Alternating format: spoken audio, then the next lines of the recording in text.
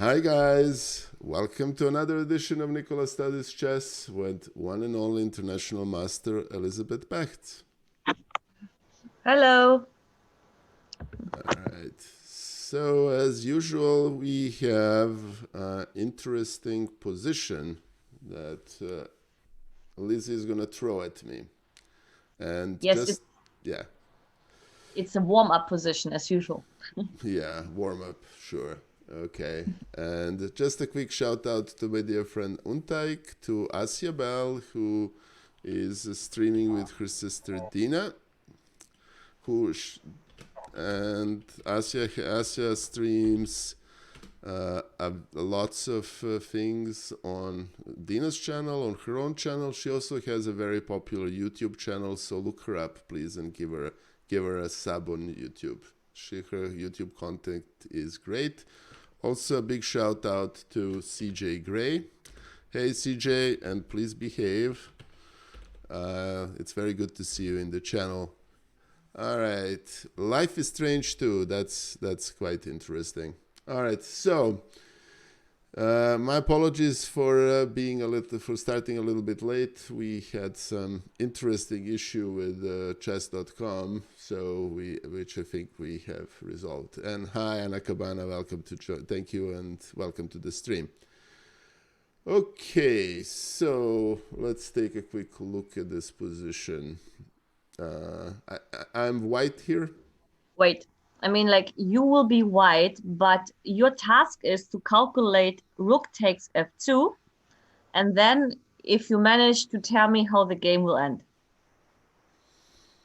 Rook f2 for Black. black. Black will in this moment play rook takes f2, and your task is to tell me how the game is going to end. Okay. So you should calculate that move. Gotcha. So it's black to move. So black plays rook takes f2, and now you should calculate for white the lines. Okay, very good. So, okay. So after rook f2, which is a check, we need to either capture with the... We can capture with the rook on f4. We can also move the king to e1 or g1. But some normal line obviously here would be, hey Pizza Racer, it's very good to see you. Thank you for joining the stream. And hey Glamdring, my friend, it's very good to see you here as well. All right, so the normal move is to take on f2, which is a natural move, and then takes, and then the rook is pinned after king f2, and then black plays a2. Yes, black will play a2. And that pawn is not immediately obvious how it can be stopped. Or can it? Let me think about that for a second. All right, so take on f2, take on f2, take on f2. So we end up with a rook on e3 and bishop on c5 and the bishop on c1. That is a bishop on h6 and black plays a2, threatens to promote. Hey Red Skyfall, it's very good to see you. Thank you. Welcome to the stream. This is another edition on Wednesday morning, Nikola Studies Chess with Elisabeth Paehtz. All right. And I don't see how I can stop the pawn in that line. Well, you should always try to look at patterns given in the position. And what usually I do when I try to calculate variations, like sometimes I'm imagining I can take a piece from the board and put it somewhere, and then actually it's easier to recognize what patterns this position has to offer. Yeah. All right. So, okay.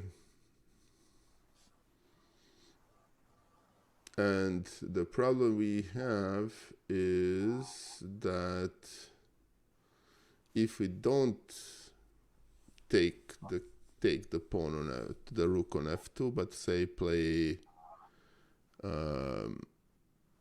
king e1, then black can take on say on h2, and that's a mating threat, which is actually pretty nasty. So I don't think not taking the rook is an option. All right, so all right, so takes. Well, a2. So if I could move, if I can get the bishop,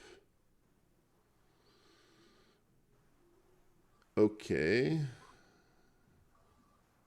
All right, so I can play bishop f8 in that position. Bishop f8. I mean, but with bishop f8, you don't have any threat, right? Not meaning after taking on f2 at the end, right? I mean, like rook takes f2, rook takes f2, rook takes f2, king takes f2, a2. If you don't play bishop f8, I can simply capture on e3 with a check and then promote to a queen, and it doesn't look any good. Yeah, there is a check. That's a problem. All right. I mean, if you look at the initial position from the start and compare the position or evaluate the position, then of course we should always start with the kings. Which king is safer, the king on f1 or the king on h8? They're about equally threatened. That's true, but I mean, like, what is the main difference between the king on h8 and the king on f1? White doesn't have a check. White doesn't have a check yet, but if you can take one piece in your hand and place it somewhere, which piece would you take? In this position, I would. Well, no, for example, like, okay, rook takes f2 is anyway going to happen. So basically, after king takes f2, a2. If you take one piece off the board and you can place it on a square of your choice, where would you put it? Okay, I would move one piece. Okay, bishop on d5 is not the piece because the bishop is doing a good job. It blocks g8. So our problem is that bishop on h6 really need to be on c1. Well, on c1 it will not help us because after a1 promotion, still it is no good. Yeah. On what diagonal the bishop should be? On the a1 h8. Yes, and which square actually is available for the bishop to get on this diagonal, especially if possible with a temple? Bishop g7. Well, bishop g7 I can take. So which square we have to aim for, which is protected? Okay, we have f6. And actually besides f6, this is also a mating square. And that's also a mate threat. So that's the pattern. Okay, very good. And by the way, guys, I apologize to both you and Lizzie. I woke up 20 minutes ago. So that's my excuse for not seeing this stuff. Haha. All right, so the line is then, okay. All right, so the line is take on f2, take on f2, take on f2, king f2, a2, bishop g5. Yes, but now, of course, black also should try to defend. I mean, black will not resign on the spot. Okay, black can move the pawn. The problem with moving the pawn is like there is a check on f6, and then after check on f6 and e6, the pawn is not promoting. So basically h6 or h5 is not improving the life of black. So black should try to find something else. Okay. Taking on e3 with a check. That doesn't improve black's life. it's not. How can black prevent that check? King g7 prevents mate, and then it also prevents if the line is bishop f6, king g6. That basically then prevents the bishop from going to f6, meaning staying on f6 to defend the position. So basically, after like bishop f6 check, king g6, I cannot push e6 in order to open the diagonal. So after king g6, what candidate moves is white having in this position? Okay. Okay. All right. So the bishop is on g5, pawn is on a2, king is on g7. Rook is pinned, so we don't have any candidate moves with the rook. So yes, after bishop f6, check, king g6. What moves with a threat or what checks do you have in this position? Okay, I have a check on e4. And I have yes. And I have check on f7, and check on f7 is immediate capture, so that doesn't seem to work. Yep. So check on e4. What is black's only move? It's king to... Okay, king has basically two squares. He has a square on h5, which looks quite dangerous. And it has a check on... it had go to f7. Yes, but I mean, black's task it is to stick to the bishop on f6, otherwise e6 is coming and he can resign. Yeah, so black needs to play king f7. Yes, and after king f7, what's white's option here? Okay, we can push e6 with a check, but that leads to capture on f6, and we are actually, are we in trouble?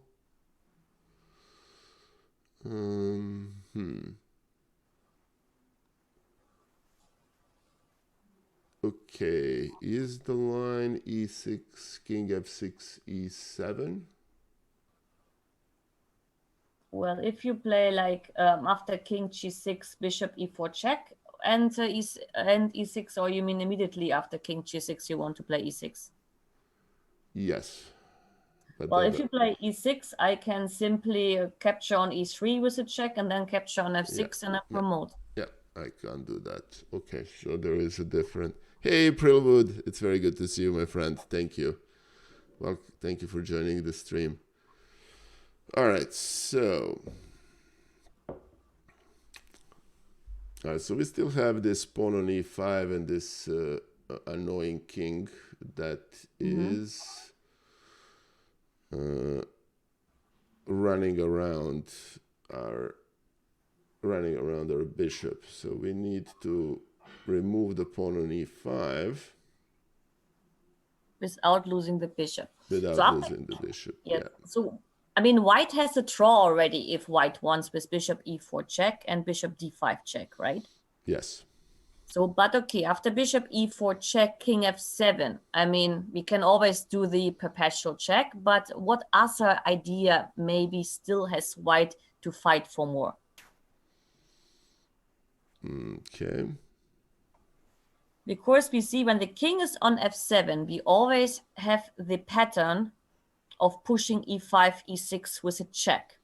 Yes. But the problem is the unprotected bishop on f6. Correct. Yep. Yeah, I see that. Okay. And we have this rook on e3 that's basically permanently pinned. I mean, the rook on e3 is basically invalid. I mean, this rook is, for now, not of our concern. So do we have a mating threat here? I don't see it if we do. So we need to make a bishop move. So yeah, we can play bishop h8.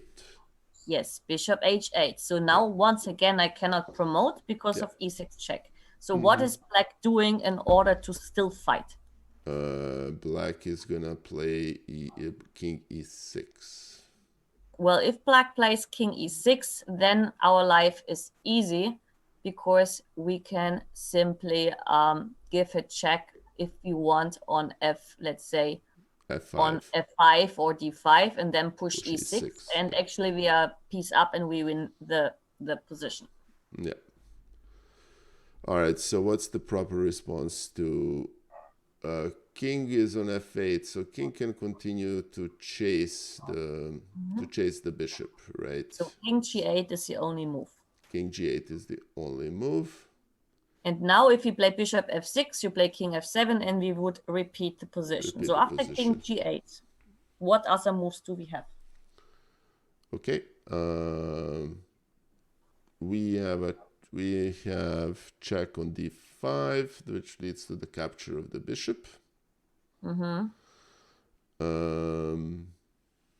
We have a check on h7, which also leads to capture on h8. Of the bishop, so that none of those work.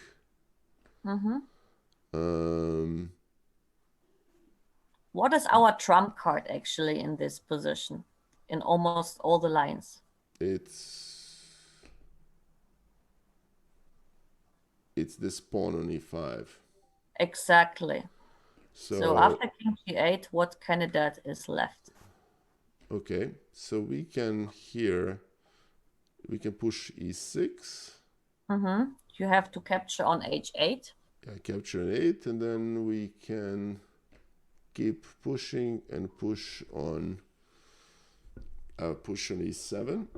Yes, after e7, yes. After e7, I cannot promote because I will promote first with a check, and actually this is not ending well because I will always be able to take the bishop on c5 with some queen c7 check motifs. Yes. Yeah. So that means after e7, what is the only move for black? Black is gonna take on e7 with the bishop, and then I'm gonna play rook e1, and I'm fine. Well, after rook e1, what is black's answer? I will remind everyone that Lizzie said that this was an easy warm-up. Haha. No, I didn't say easy. I said it's a warm-up, but actually, like, it's a very good warm-up for visualization, and there's a story behind this warm-up. No, it is. All right, so after e7, take on e7, rook e1. There is a counter, right? Okay, there is a check on c5. Yes, but this check is maybe, okay, maybe this is also working, but I mean, like, what is the main goal? The main goal is our a2 pawn, because this is the only chance for us to hold the game. Okay. Well, the bishop is still on h8, right? No, we captured it after e6. We e6. captured it after pushing on e6. Okay, very good. So, and the bishop is on f7, so black can play. The bishop is on e4. Bishop is on e4. Because we gave the check on e4. Sure. No, and the bishop is on on e7. And king is still on f2, and rook is on e1. We have a check on c5, which we kind of determined that it doesn't advance the cause.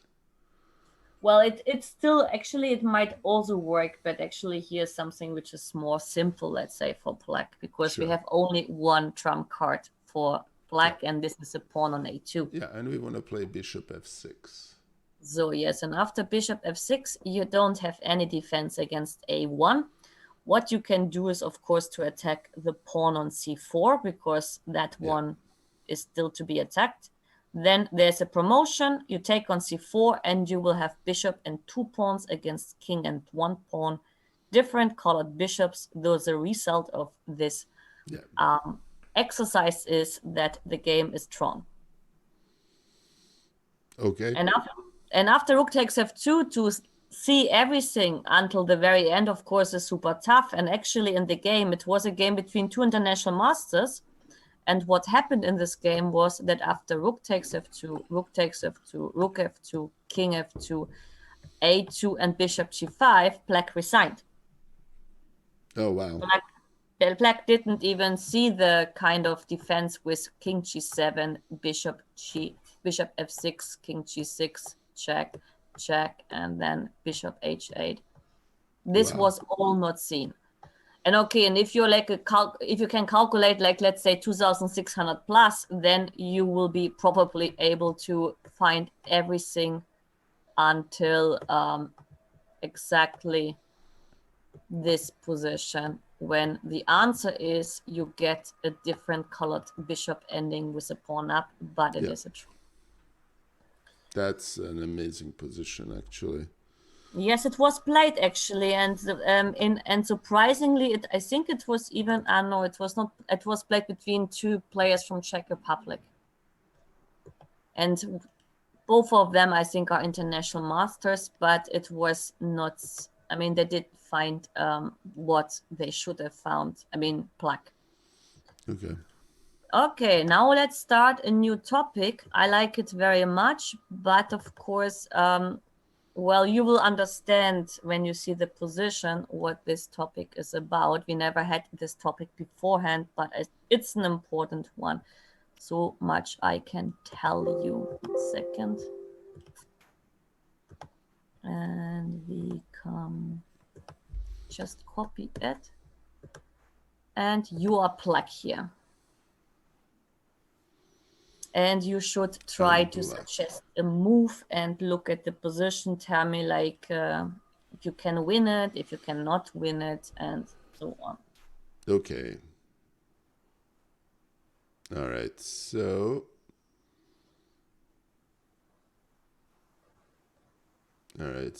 basically this is the opposite color bishops, and all pawns are on the relevant colored squares. We actually are a pawn up, and we have two connected passed pawns. However, the problem here is that if we allow white to play bishop a3, he has a little bit of a blockade. Okay, so yes, let's go follow that. The problem is after we play a4, white is gonna play rook a3, and then we cannot advance. Bishop a3, yeah. Bishop a3, yeah, sorry. Yep. Okay. So what we can, so let me think here. It would be advantageous for us to exchange this bishop for our rook for the white bishop. Yes, if you can manage that. If we can do that, then we're winning. How do we do that?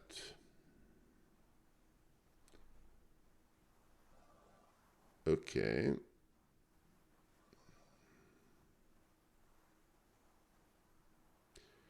So if you play rook d7, which is a normal idea to follow that plan, white is going to just play bishop a3. Indeed. And escape. There is a motive. Our bishop is basically behind the pawn chain, and it's not doing much. We have some rook b4 motives. Very good. The issue here is how to make those motives work.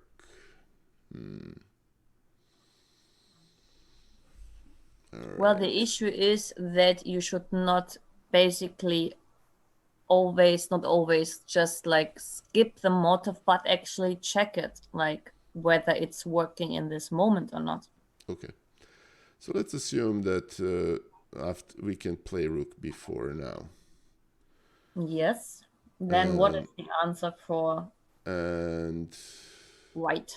And the answer for white is, yeah, actually, let me see something. Rook b4 works because we can play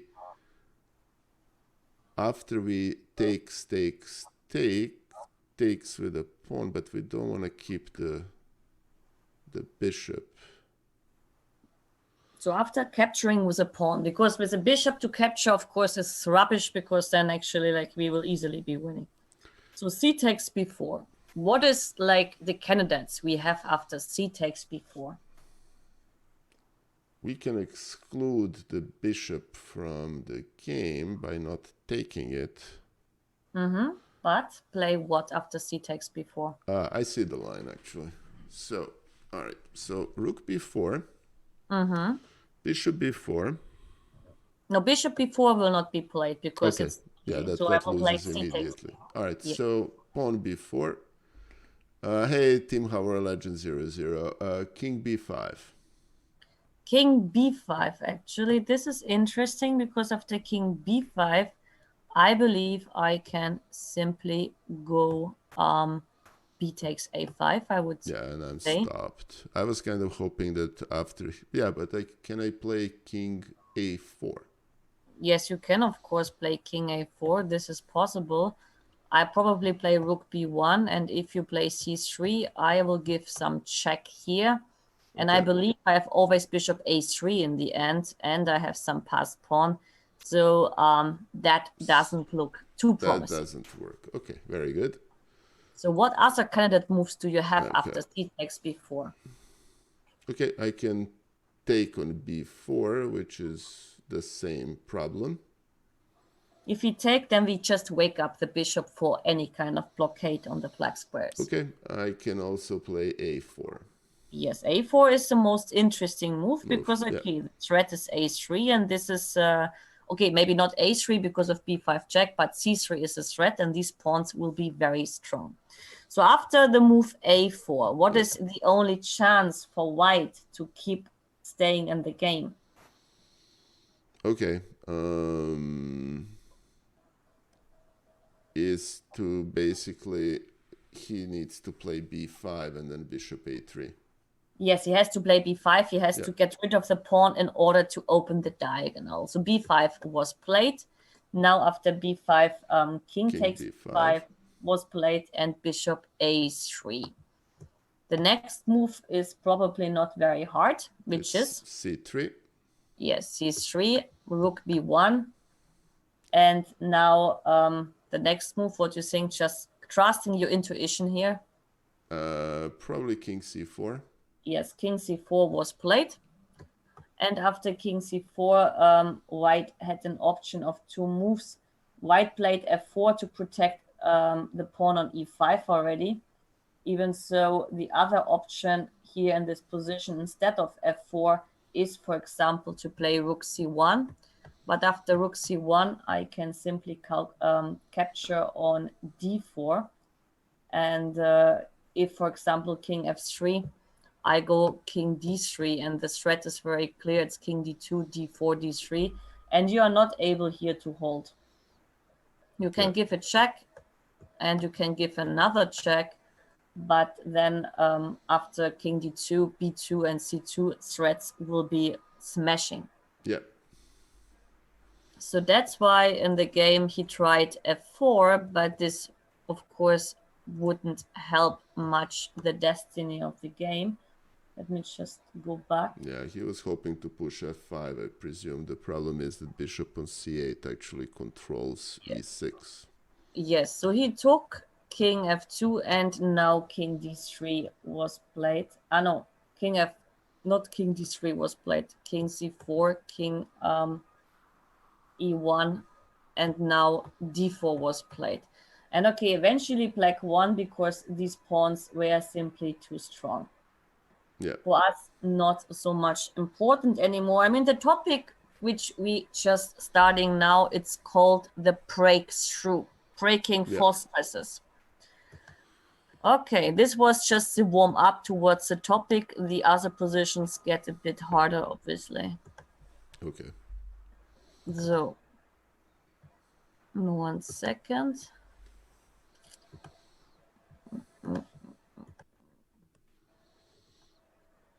I'm now an invalid fan. How this is possible? That's fine. Yeah, 1 second.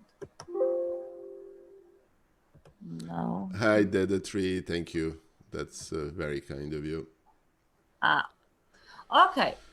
We have the following position from the game.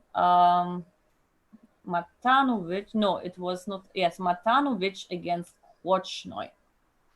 Okay. And Korchnoi here was playing with black, and he found the way to manage to convert his advantage. And once again, you can see it is very hard here in this position to break through, because white controls the most important squares.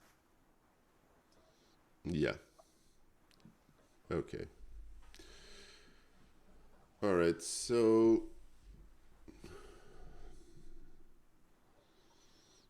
all right. So material is equal.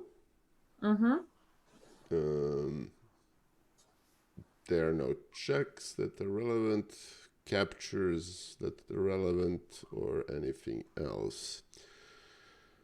The keystone, so breakthrough here. I mean, white has this weak pawn. Hey, knight f5, thank you for the follow. Greatly appreciated. Thank you. And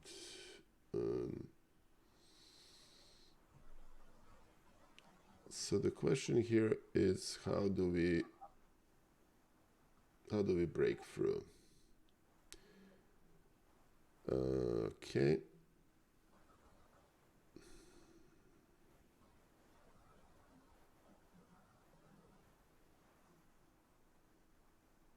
Interesting.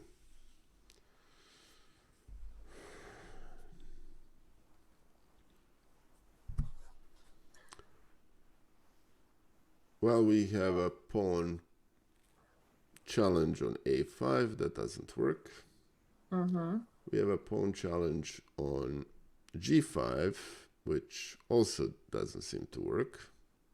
It doesn't seem to give us any benefits after rook h6 check, I believe. It might even backfire.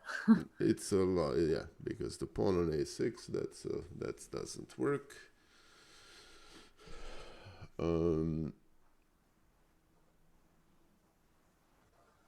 If we exchange the light square bishop, then we can play on the light squares. But okay, if you take on d3, the problem is that our well, d4 is getting a lot weaker, and actually the bishop on e4 is a very strong piece for now, because it kind of squeezes white a little bit. Yeah.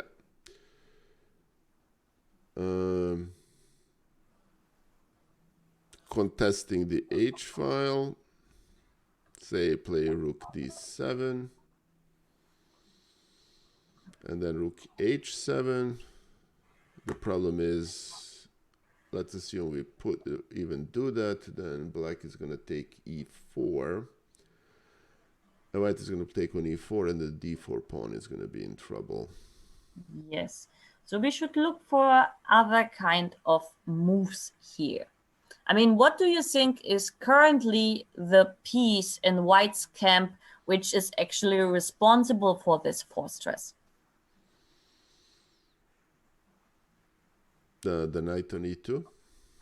The knight on e2, because the knight on e2 is basically protecting the two sorrel childs in white's position. One thing is a square on c3, and the other part is the pawn on f4. Yes, and that knight is also attacking the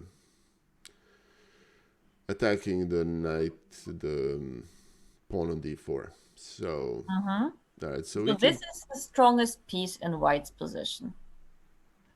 Yes.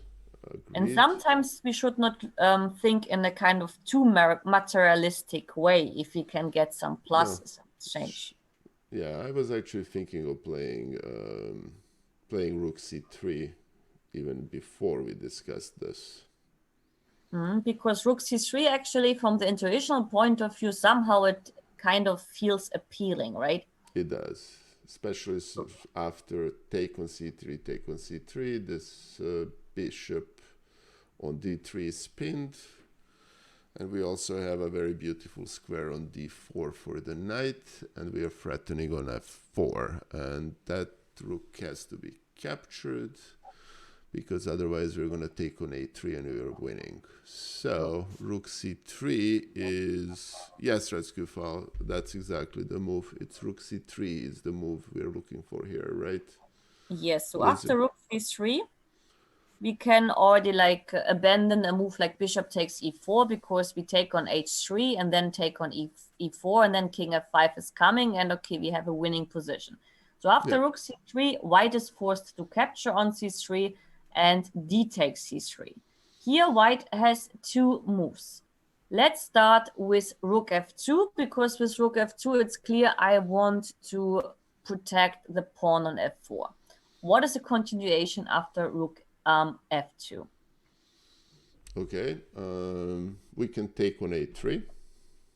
You mean on d3? Oh, I'm sorry, we can take on d3. My slip. Yes, so after taking on d3, what happens in case of rook takes d3? Okay, then we can play, okay, the other rook captures on d3. Let's see. Okay, knight d, so blah.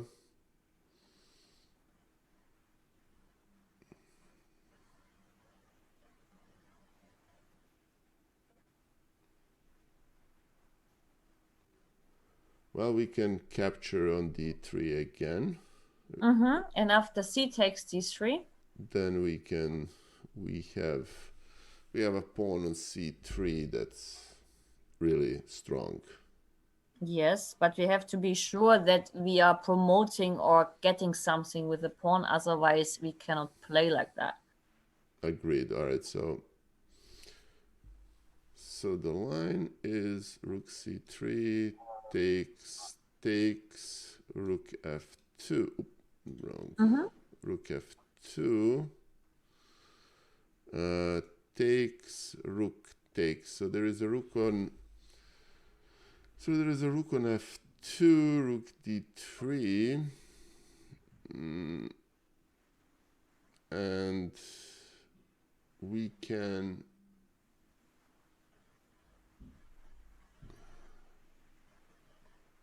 all right, what am I'm sorry, my visualization this morning is not the way it should be. All right, rook f2 take with, all right, so we are taking on the rook on d3, and then we're going to play at the end of that sequence, we're going to play knight d4. And then wherever that rook goes, we're going to play c2. And we have the trick of knight e2 check. With this, and the pawn promotes. Yeah. So that's why I mean, like, okay, after rook f2, if I take on d3, even if I played c takes d3, the same story would repeat in any case because of the knight d4 issue. Yeah. That means rook f2 is not possible, and therefore in the game, after d takes c3, rook d1 was played. Okay. All right, so the knight rook d1 was played with an idea that if we take, well, we still have this pretty strong, we can take on f4. We can take on f4. Yes, this was played, and after rook knight takes f4, rook h7 happened in the game. Okay. Rook h7. Mm-hmm. Okay.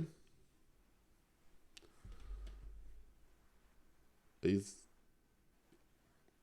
idea of rook h7 is obviously to play rook c7 and then trying to capture the trump card on c3. Okay. And the knight is still on e6. No, the knight is on f4. We Knight just is on captured f4, on we f4. captured it. Okay. And but we still have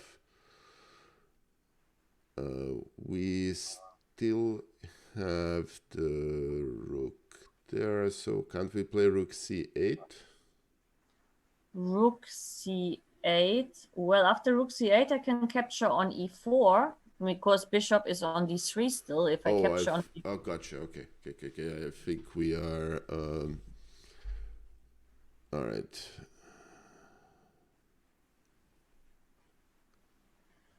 Can't we exchange the bishops first and then? Well, okay. Yes, we can play bishop takes d3, but after bishop takes d3, what is white's answer?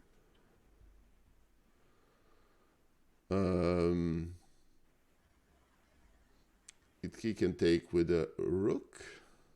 Well, if he takes with a rook, then we can just capture with a knight and we get a winning rook ending. No, I understand that, but I think the idea here is to exchange the rooks and then play knight d4, and then after c7, then rook c7, white cannot capture on c3 because of the check on e2.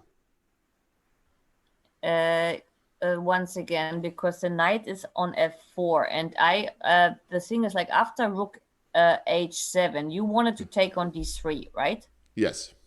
And after taking on d3, okay, rook takes d3 is just like a lost case because the rook ending is bad. C takes d3 is also a lost case because I have always c2 and knight e2 ideas. But what can still be played by white instead of taking on d3, because the bishop on d3, Nikola, is actually pinned. Yes. We have a rook on d8. Yeah. So what is the candidate move we have to calculate after bishop takes d3? And this is a move which you can easily miss. Okay, and I'm missing it right now. Haha. Okay. Nikola, I have to really take one call because of some. Yeah, that's fine. I'm gonna spend some time with. We're gonna spend some time with the chat. All right, guys. I'm not feeling this. So what am I missing? Just so we're on the same page, we have played rook c3, capture,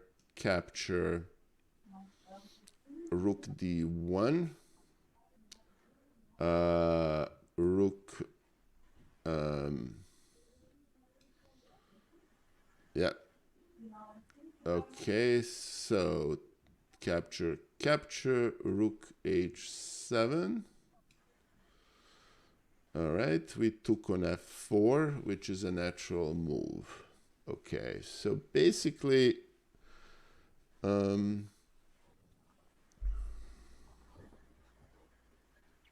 right. So what is happening here?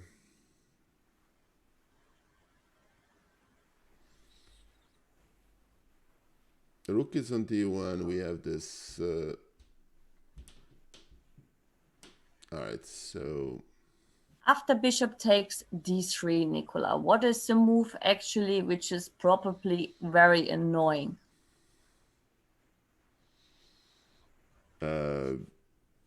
White can retreat the rook to h3. Well, I mean, this is one option, but the problem is then actually like whenever you never want to allow c2, right? Yeah. So basically, that's why the rook should not get on the third rank. But where should the rook go from white's point? It should protect. It should attack the pawn. Just play, and how play to do rook that? c7. Yes, rook c7. And now after rook c7, okay, what are the options here? Because we have two problems. The pawn on c3 is attacked, and my rook on d8 is pinned. Yeah. Hey, Dragon B70, thank you for raiding with a party of 10. Thank you. That's very greatly appreciated. Guys, this is another... Hello, Raiders. This is Nikola Studies Chess with International Master Elisabeth Paehtz. We are analyzing a position between Grandmasters Matanovic and Korchnoi. Korchnoi was black, and we have came up with a line here that's pretty interesting. Okay. So what am I not seeing this? Bishop d3, bishop, rook c7. Yes, and now we have to basically solve a problem. And the problem is that we cannot... If we play c2... No, there is a pawn on c2 still. I didn't take yet on... I didn't take it. Fine. So, yeah. Fair enough.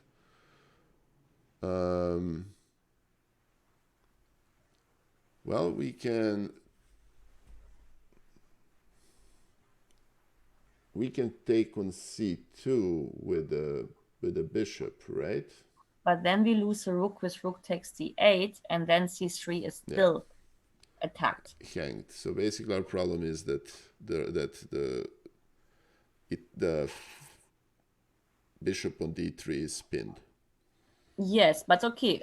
Let's imagine the following. Okay, we cannot move the bishop because a rook on d8 is hanging. Yeah. So we have to solve the pin with a rook on d8, but we should do it with a move which causes a threat. Otherwise, white has time to just take the bishop on d3, and that would be the upsetting part. So what move do we have in this position after rook c7, which will not allow white to capture the d3 bishop in the next move, because black is causing a threat and also fixing the problem about the hanging rook on d8. Okay. All right. So fair enough.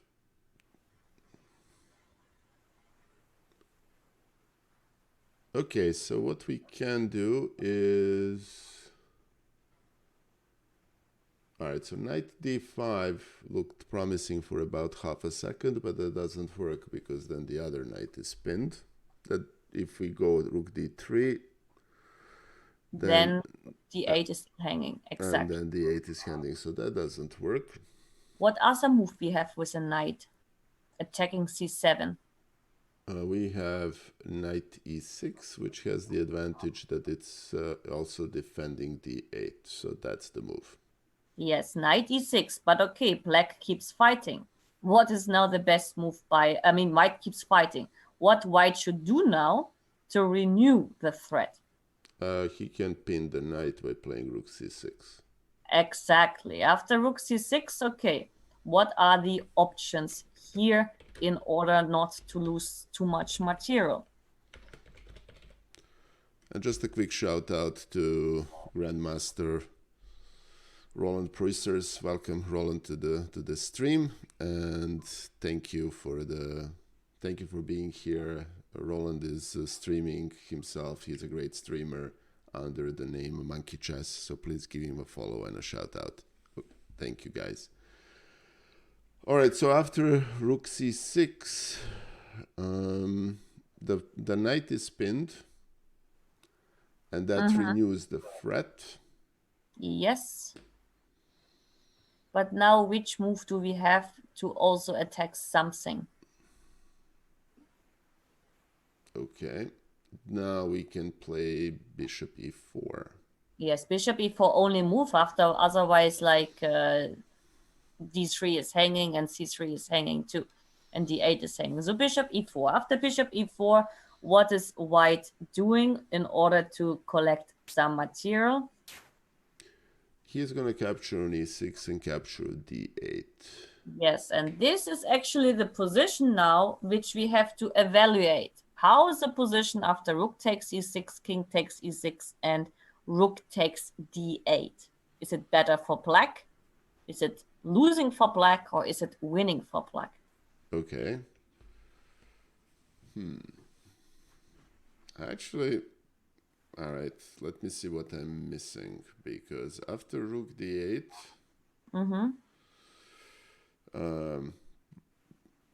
black can capture on c2. But then I play rook c8, and 8, actually and I'm it's very game fine. over.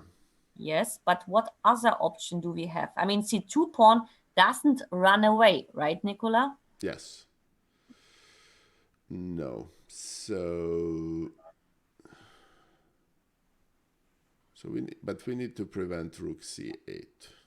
Well, we have to protect c3. I mean, preventing rook c8 is tough, but maybe we have an option here to play something prophylactical against rook c8 to neutralize it. Okay.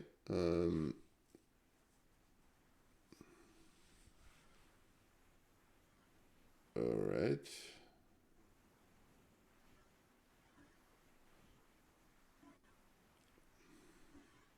The pawn on c2 is still there, right? Yes, and this doesn't run away because white is not able to protect like this pawn by rook c1 or something. This he will not manage. All right. So we can the way to prevent rook c8 and the imminent downfall on pawn c3 is what we can play. We cannot play king d7 because that would go that is attacked by rook. Can we play? We can play bishop b7.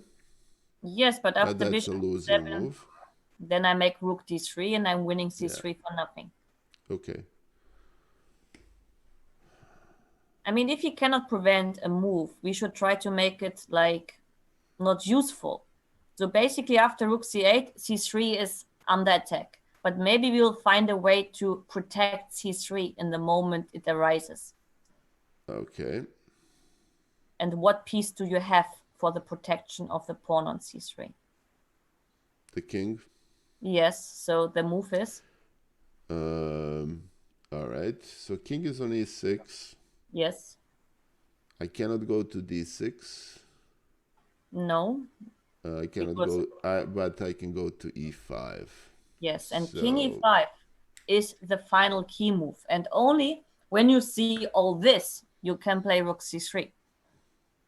And since okay. black was Korchnoi, you may not be surprised that he figured this all out until the moment to see king e5 and to understand he is winning. Yeah. Okay, I will show everything. Rook c3, Yep. dc3, rook d1. Here, very nice to try to defend this way, finding the pattern that d8 is actually pinned. Yep. And now the final key move in the whole scenario is eventually to be able to estimate or to evaluate this position in a correct way after king e5. And after king e5, actually the position is hopelessly lost for white. Yeah. Because c2 will be too weak. I can show you how it continued. Some more moves. Let me just go back because 1 second.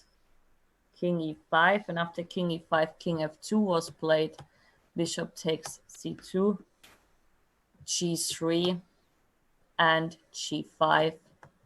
King e2, f4, take, take. And here, rook e8, check, king d4. And then the king actually just can sneak towards c4 and b3. Yes, and the white squares are hopelessly weak. Yes. But of course, this rook c3 feels right from the intuitional point of view. And okay, Korchnoi just really managed, because this game was later on analyzed by him, to really see everything until king e5. And that is, of course, something very, very deep and typical for like a super strong grandmaster as he was. Sure. So to find king e5 in the end, of course, that makes the difference. Okay.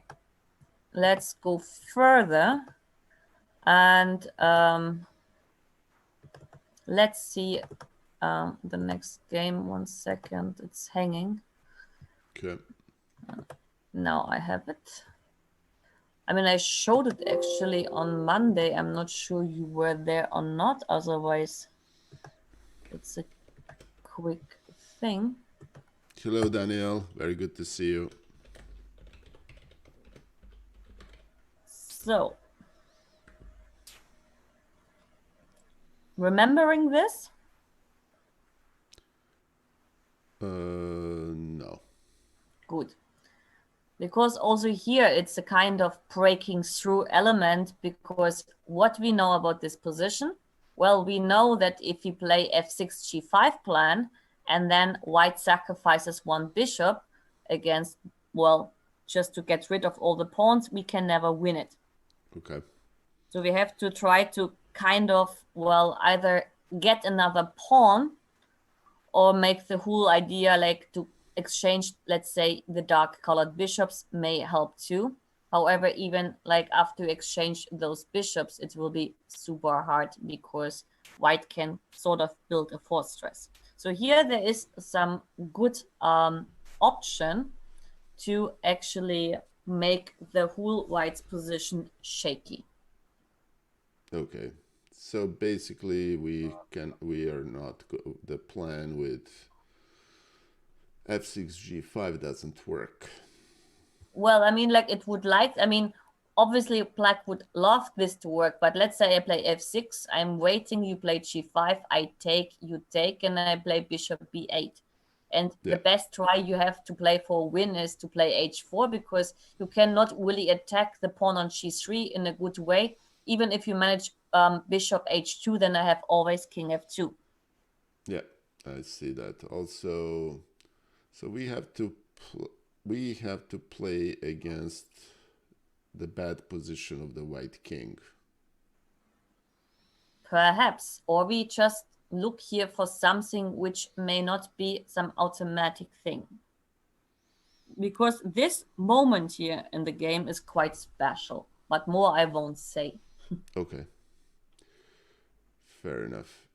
All right, so check on c3 or f2, they don't make much sense because we are basically improving the white king. King is a little bit far from action, so we can play bishop c4, or we can push, or you can even go king h3.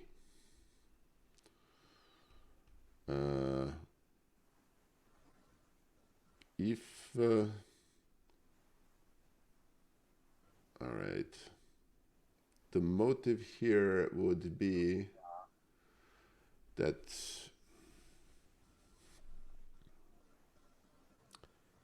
all right, so to win,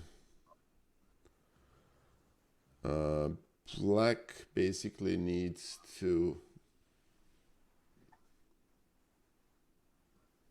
I'm just gonna think loud, just bear with me, guys. One idea is to basically play against the pawn on g3. Yes. And the way to play against play on g3 is to not let white king to get to g2. And to do that, we need to start playing by bishop c4, then king h3, maybe king h2 at some point. Then we're gonna see if we can put the bishop on f2, and then if we capture this pawn, I think we're winning, even if we exchange a pair of bishops. Okay, let's imagine this would work out. You get your king on g1, you have your bishop on c4, and you play like bishop f2 check. Then the next move for you would be a move like king h2.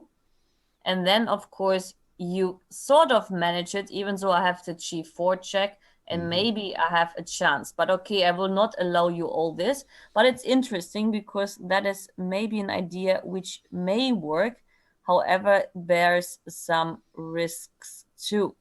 So let's say you play bishop c4, I do bishop g2, not allowing you to get to h3. Okay, fair enough. So that motive is, well, I can start by playing king h3, but that's one motive here. Another motive is that Also, you have to take into account that maybe at some point I have some tricks with bishop e8. Yeah. All right, so that's so that's one thing to look at. Another thing is that this bishop on f4 is in a little bit of a pickle, or because if we play bishop f6 and then take on h4, we are doing good. That's a good pattern to recognize. Yeah, basically the g3 pawn is overloaded. Very good. So basically, like that already, this pattern may be helpful. However, if you start with bishop f6, I can play bishop b8 and the pattern disappears for good. Yes. All right.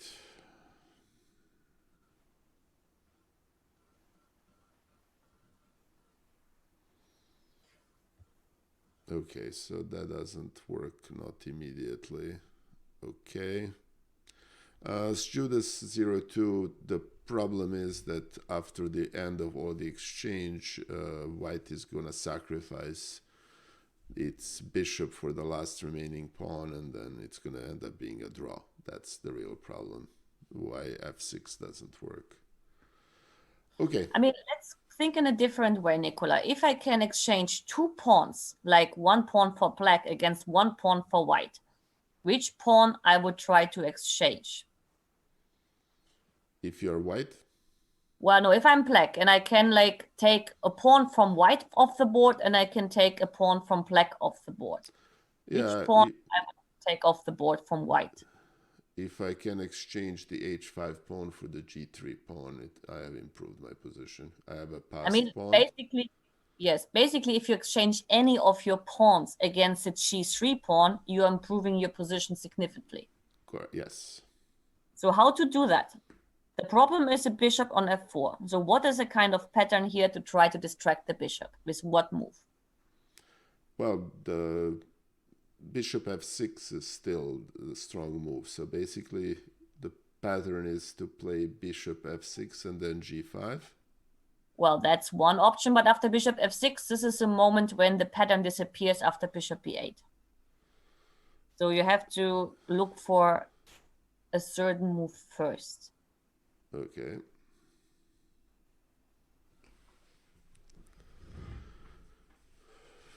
So what other move do you have to distract the bishop on f4 just in this moment? What try? I can actually play g5 immediately, right? Yes, because bishop checks g5, we already know this is a big plus for us. Yeah. We take on h3, and the h4 pawn, this one will be ours. So Yes. the only question is what happens after h takes g5? Okay, after h takes g5, if we play h4, yes, we are basically winning the game. We are basically, yeah, I see that. 3 is falling, and then, well, we can just collect g5 at some moment. So here it was the absolutely ultimative moment that we are able to push g5. And it's very hard to think about a move like g5 because it's protected twice. And this kind of psychology would often prevent you from even thinking about that. Yeah. So let me ask you this. If we go to this line and we sacrifice the bishop, yeah, the problem is that both pawns are going to fall. Okay, I see that. Yes, also like if you sacrifice the other bishop, two bishops is easily winning. So in the game, actually, what happened was he took with a bishop on g5, then king takes g3, bishop e8, now bishop f2 check, king e2, bishop c4 check, king d2. I mean, here probably are a lot of ways to try to win. So he moved a bit around. He repeated a bit the moves just to have some fun, I guess. But eventually he got the idea of pushing f6 and then taking the pawn on h4. And that's what he eventually did after bishop e8, one more prophylactical move to protect h5. And then he pushed f6, collected h4, and won the game. Okay. Just a quick shout out to Adriana Nikolova, WGM Adriana, who is in the chat. It's very good to see you here, Adriana. Thank you for joining the stream. All right. Okay. Now. Yeah, g5 is not an automatic move by any means, but yeah. And that's a problem. I mean, sometimes, you know, to recognize a pattern, it's always also like it's important to look at the stability of your opponent's position. And you already like figured out quite early that the g3 pawn, for example, was overloaded. Yeah. So now let's get... gonna very briefly adjust the layout. Just bear with me, guys, because Lizzie is now off center. So let's fix that. Why it doesn't work? Okay, that's better. Wait a second. Now. Okay. Why it? Thank you, Adriana. I don't understand. All right. And you are white. This is a game between Trev and I'm white. Okay. You're white. On second, I just want to check which game it was, not to tell you something strange. It was Trev against Iliescas. And white to move. I mean, of course, knowing the topic, the solutions are now much easier. But when you're like sometimes having this kind of fortresses, actually, as a kind of general rule, often you need to sort of sacrifice something to break it, and then you have to well, evaluate whether this sacrifice is paying off or not. Yeah. Okay, so material is equal, pair of bishops. The issue here is that black has a little bit of fortress, natural move king c5, fails to bishop f2, and we haven't made progress. And the king needs to return. White king getting to be into getting through on the king side is going to win the game for white. That's one winning motive for the attack. And okay, very good. So how do we proceed here to capture the, basically if c6 pawn is weak and it's the key of the whole win of the whole position. All right, but we have one other motive, which is this diagonal here. Okay, and so let me think here. We can play e6. Yes, very good. And I don't see any, I mean, e6 is a very nice pattern because, okay, the wishful move we had is king c5, but after bishop f2, we don't get further. With e6, however, we kind of break this defending wall. Yeah. And if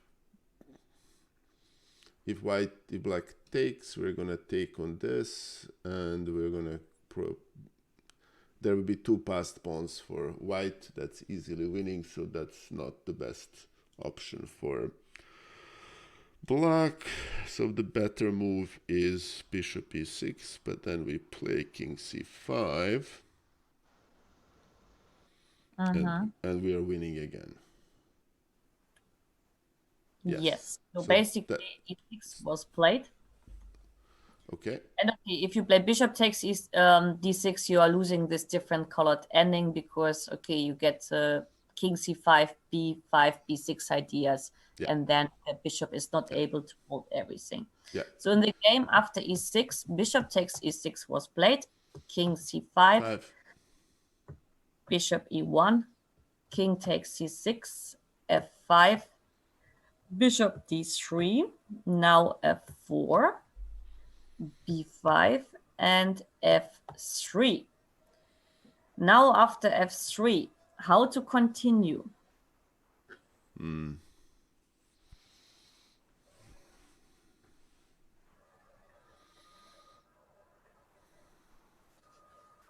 Okay.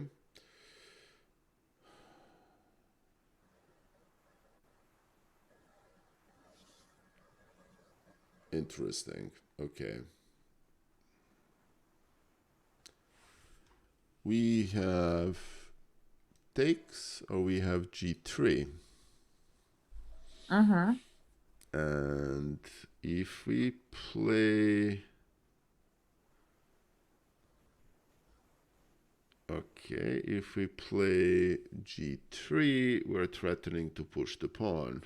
And neither of the bishops can get... Alright, so... And neither of the bishop has a chance to catch the b pawn, and with g3 we're keeping an extra pair of pawns on board, which basically means, yeah, g3 is the move. Yes, it's like the last, well, small subtlety not to exchange the pawns. Yeah. I mean, in the game, actually, he didn't play g3. He first pushed b6, but it's sort of the same because if you promote, I promote with a check, and I'm the one to mate you on f8 first. That's why Okay, that's a nice pattern. Okay. Is forced, and now g3, but it's the same. It's both winning. King f7 and okay, King c7 b7. and that bishop, b7. Okay, fine. And he won the game. Okay. Right. Now let's move on. Okay. We just got quite a lot of viewers, so welcome people who have just joined us.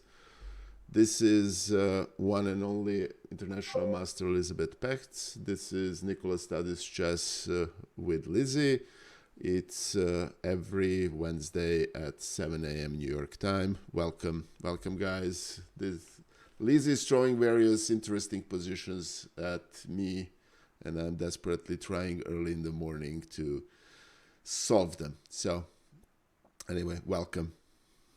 Okay, this actually is from the game Topalov against Chirov, and it was from Linares in 1998. And those of you who know the game, please don't draw in the move here. Give it some time because it is. I think I actually know the game. You know the game. Then Yes, actually, it's too famous. The solution is bishop h3, right? Yes, it's a illusion, but it's the same topic. It's about it's breaking the position. it's a paradoxical bishop h3. So yeah. Okay, then I will leave out this position. Okay. Fine. And we go to one more thing. Thank you, Makalak. I actually get up early, so 7 a.m. is good, but I kind of overslept this morning. So okay, let's have a last position in this topic, and then we move on. And we have seen all the while. Second. You are no, you are black. And I should I'm black, okay.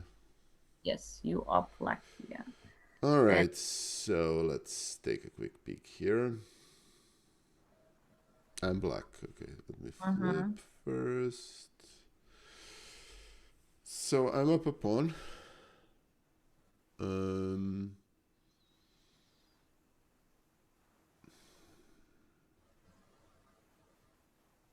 Okay, and I have a check on e4, a check on f1. I don't think either one of them is crucial in this position.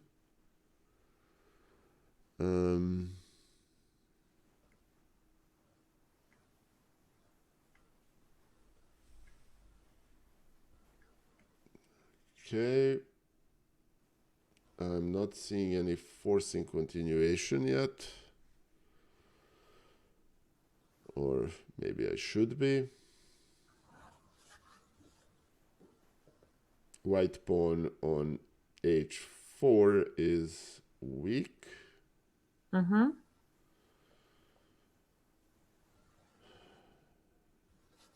But how to take advantage of it is another question.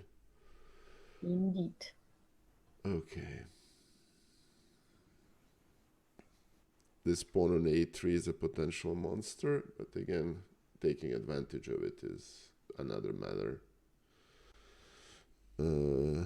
Yeah, Makalaka, I can completely relate. These positions are fairly tough. Okay, so... What is your intuition saying? If you were in a blitz game, what is the move you would play? My intuition is saying is that I should be winning this as black. It's just a question of how. You know, and...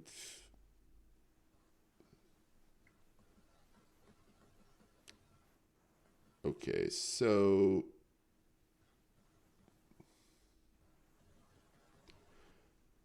I'm probably hoping to...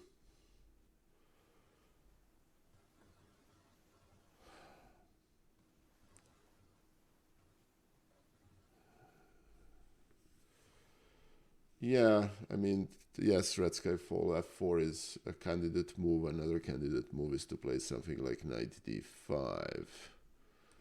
Or, you know, but the thing is, after we play knight d5...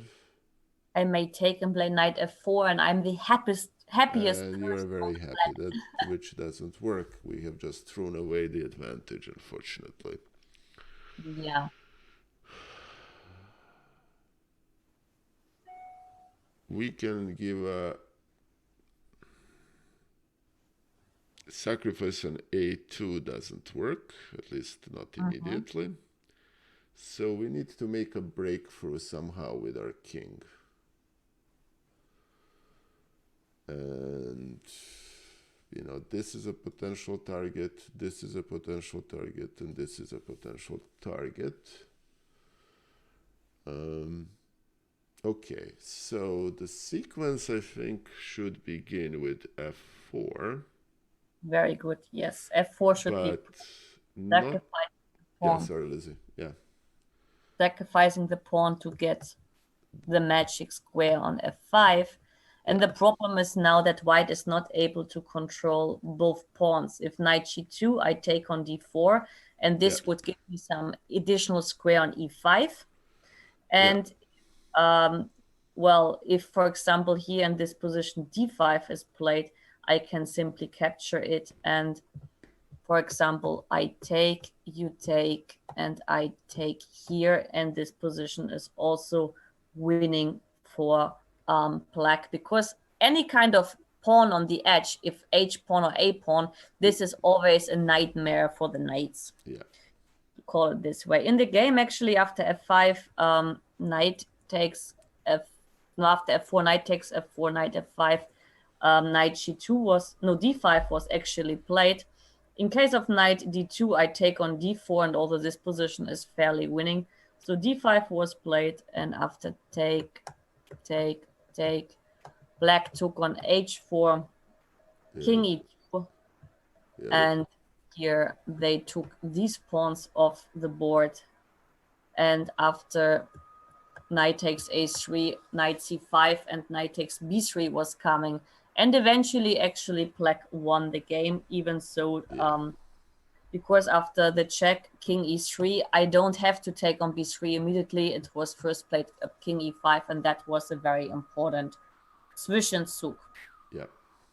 For us, not important anymore. Now we got some idea on how to break so-called fortresses, and we change the topic completely. completely. Okay, You want something more dynamic or something, once again, quite positional? I'll let you choose. While you're doing it, we just got influx of new viewers.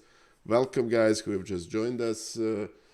This is a weekly stream on my channel, Nikola Studies Chess, with the one and only Miss Messi, International Master Elisabeth Paehtz, in which Lizzie and I analyze some positions, and that's usually very instructive and not so easy. So welcome.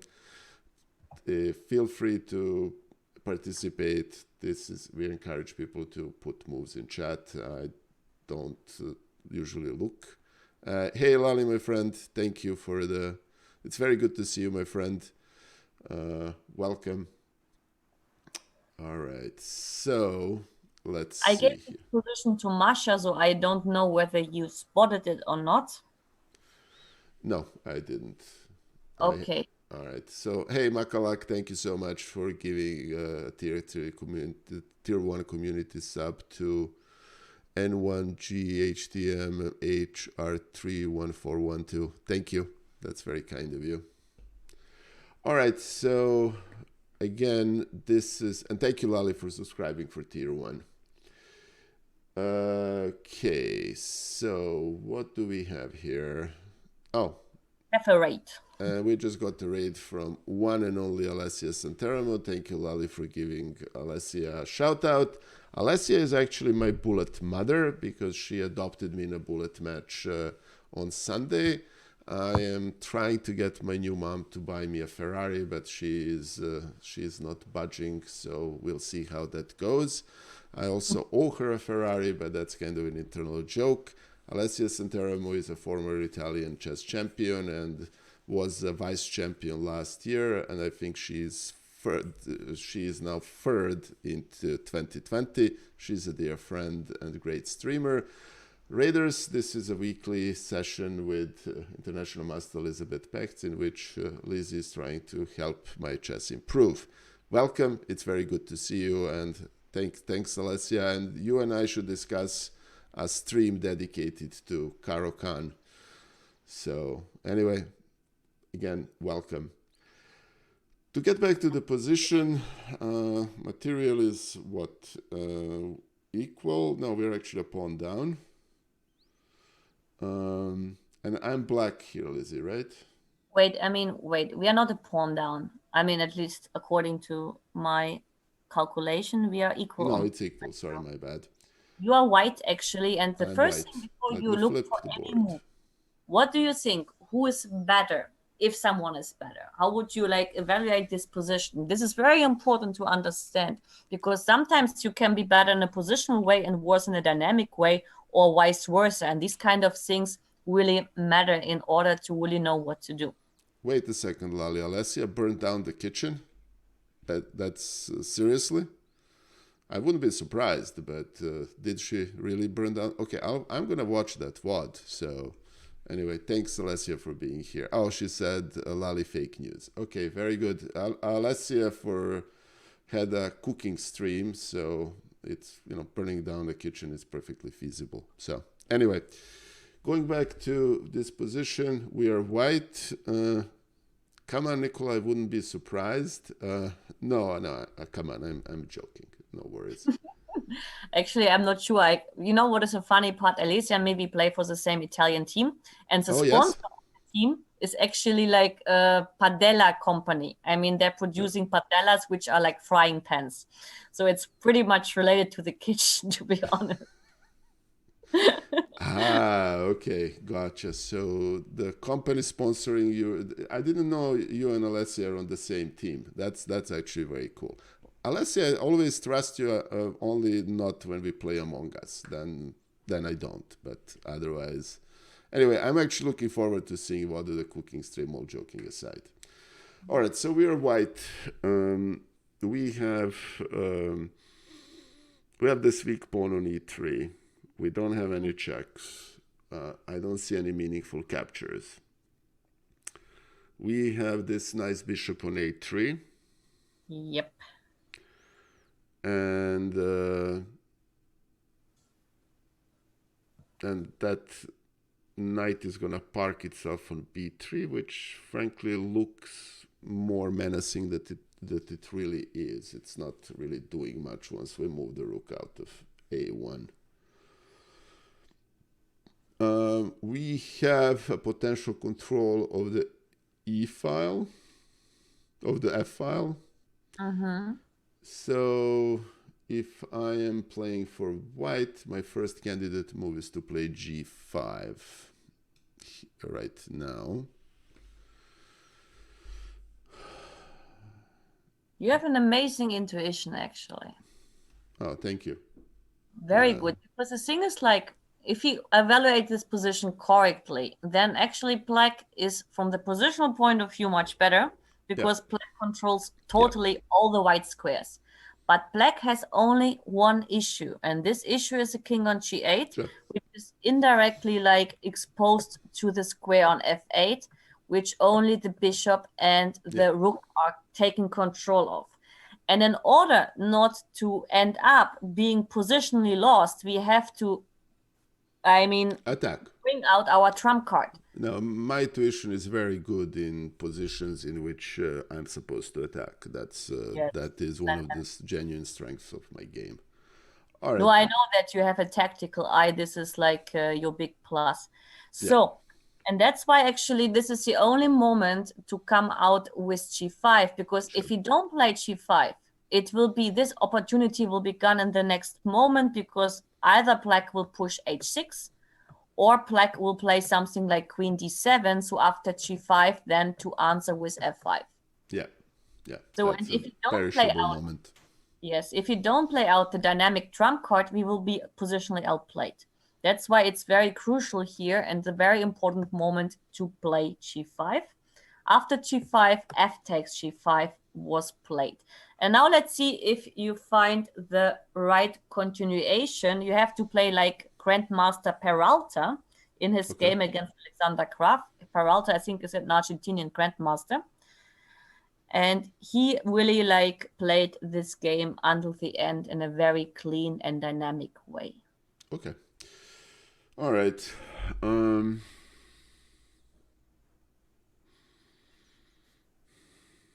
All right, so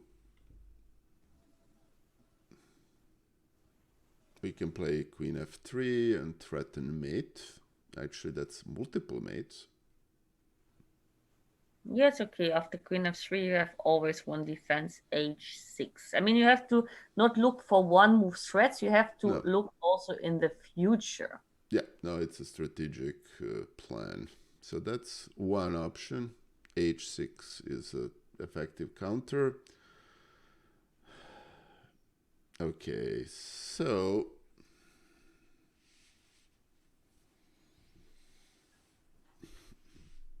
rook f3 has queen f3 has the advantage of defending the pawn on e3. Not that that's the most important factor in this position. I mean, we are already a pawn up. So, well, if you're already a pawn, I mean, down. So if you lose another pawn, I mean, honestly speaking, who cares? Nobody cares. Nobody cares. No. Yeah. I haven't. And that's actually one of my tendencies. I don't really count pawns, which is can be bad. All right. So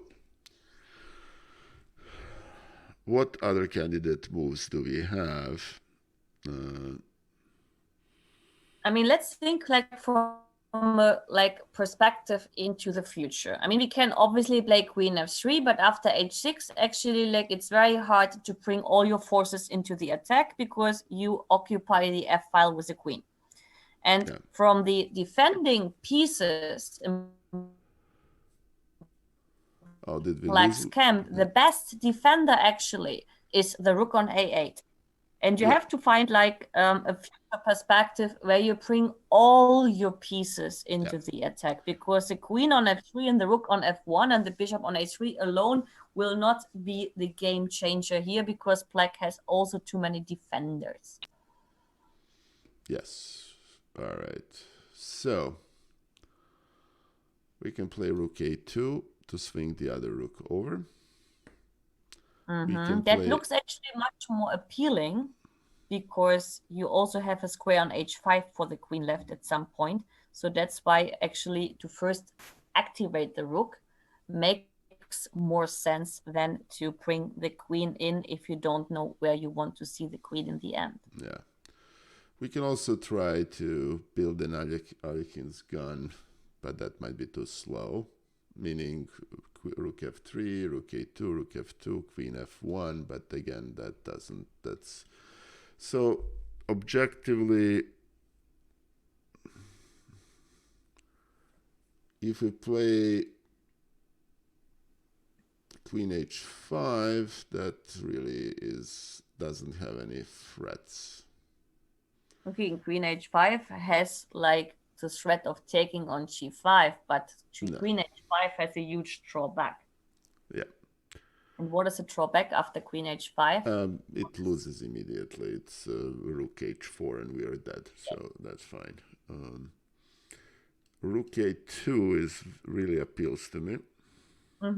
And this is a very good intuition again, because it is time now to, I mean, the queen indirectly is already playing and part of the attack, because the queen is pretty much in with motifs like queen h5 or queen f3.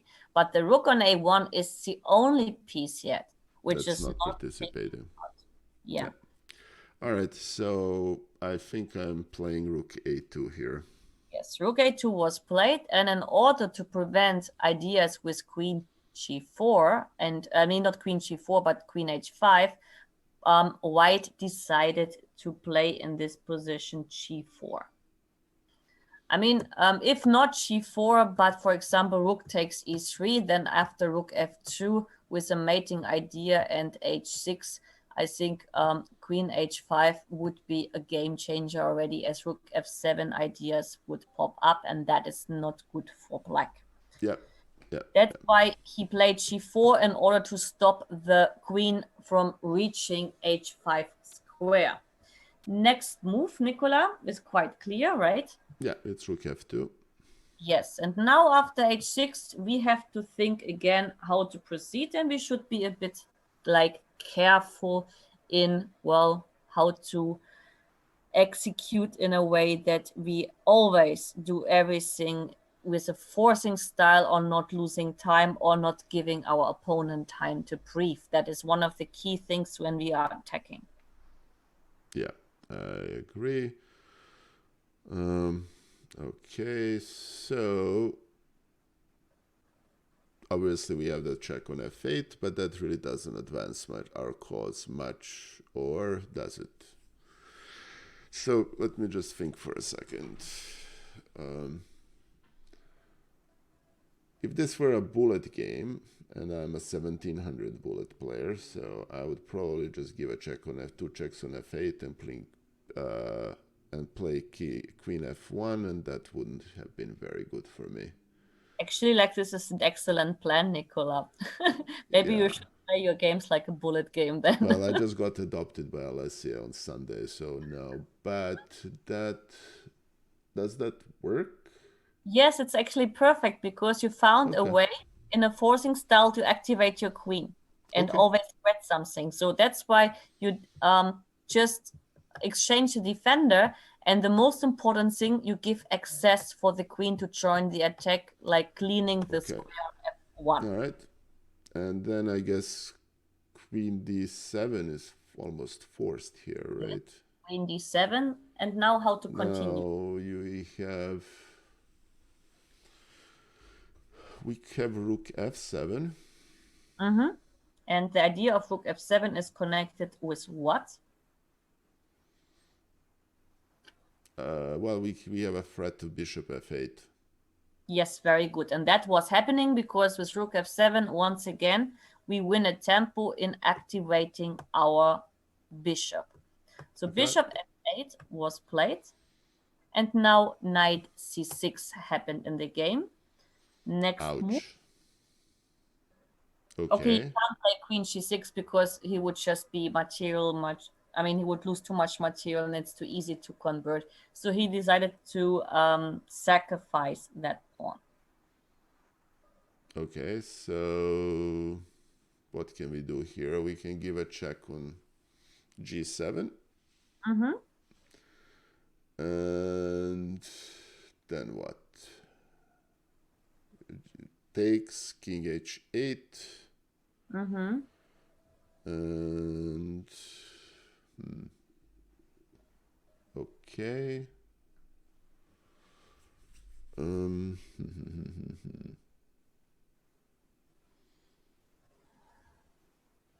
What am I not seeing? Both moves, bishop takes g7 and rook takes g7, are good, but one of them is clearly stronger because the goal is always to do everything with a threat. Yeah. So, well, bishop g7, knight d8 is interesting. Yes, this is the only try. I mean, the only hope to defend. I mean, also this position is much better, but actually instead of bishop takes g7, rook takes g7 is clearly stronger because why to give our opponent time to breathe when we can do everything with the tempo? I don't see an immediate mate, but we can just take on b7 and we have quite a lot of threats, right? Well, I'm not so sure. If we take on g7, king h8, and we take on b7, it may work, but we have to know what to do after rook takes e3. This is the only chance. All right. So take on g7, king h8. Okay. So what do we do here? Hey, Badster420, thank you for joining the stream. Thank you.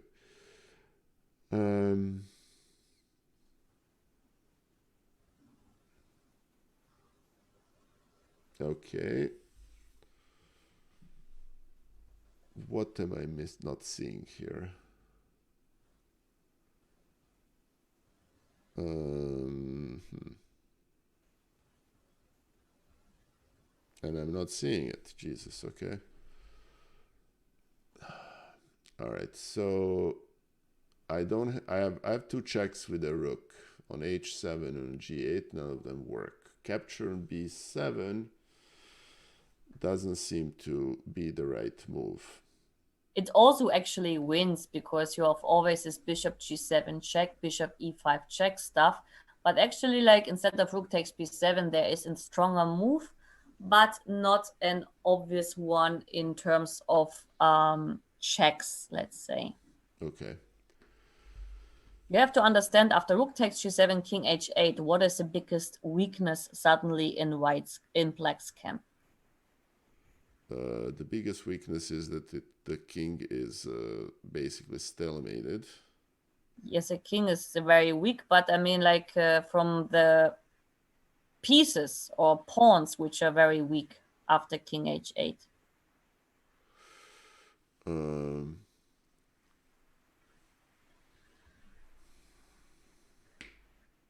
The pieces, all right. Or pawns, yes. I mean, the pawn is apparently in chess terminology not a piece, but a pawn. Okay, well, we have a weak pawn on not on g4, but there is a weak pawn on h6. Yes, very good. This is actually like the last guard in black's camp. Okay, so what we can do, I think I see the pattern here. So we're going to take on g7 and just return to f7. Yes, and then after rook f7, we have to still calculate rook takes e3. And then we have to probably find the win, or it's bad news because rook e1 is a threat. Okay. I actually need to go to the bathroom. I'm going to think about this position. I'll be back in 30 seconds. Sorry. No problem.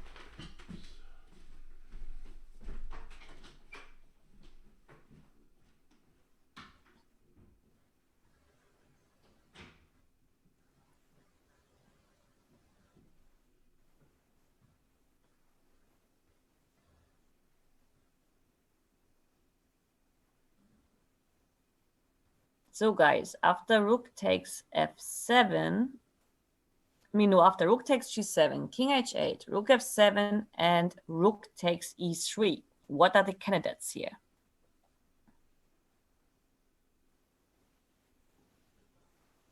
Well, if I don't take on e3 anyway, there is a big threat. It is chess.com haute claw, and in the analyze room you can make all the kind of errors of your choice in different colors even.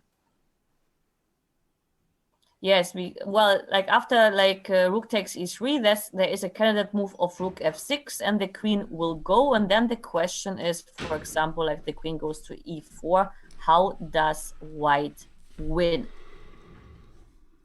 And you should never only suggest one move, you should give the whole variation. So Nikola, rook takes g7, king h8, rook f7, and rook takes e3. How here white is winning the game. Okay. Okay.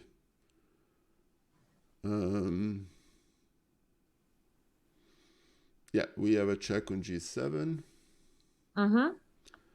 And wherever the king goes, the king can only go to h8. It's not like there is a big choice. Okay. And then we can play bishop e5, right? Bishop where? Just let me... So basically, we took, and then we returned rook e3. Yes. We're going to get a check on g7. This is possible, but then I play king g8. Okay. And can I... Yeah, then you're threatening. That doesn't work. Okay. What other move do you have instead of bishop g7 check after rook takes e3? Okay.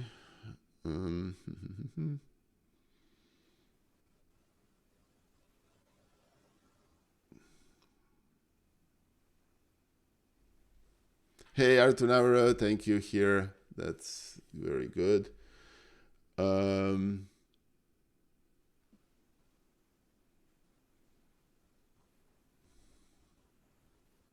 am I not seeing here? Okay. So we have returned. We also have take on e3. We can actually play rook f6. So, okay, after rook f6, I have to go queen e4 just to remain the threat on e1. And what to do after queen e4? Okay, I can... All right.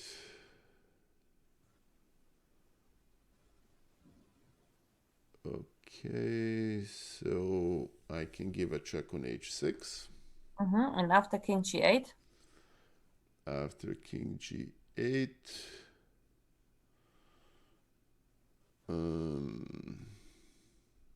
Okay. Then I have a bishop on h6. No, you have rook on h6. And the bishop on f... Oh, sorry. Well, Lizzie, you broke up. I'm still here? Yeah. Okay. Hello? Yeah, we can hear you.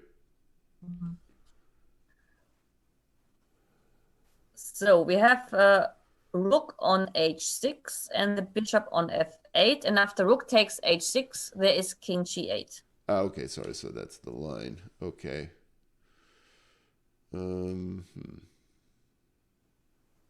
Okay, what am I not seeing here?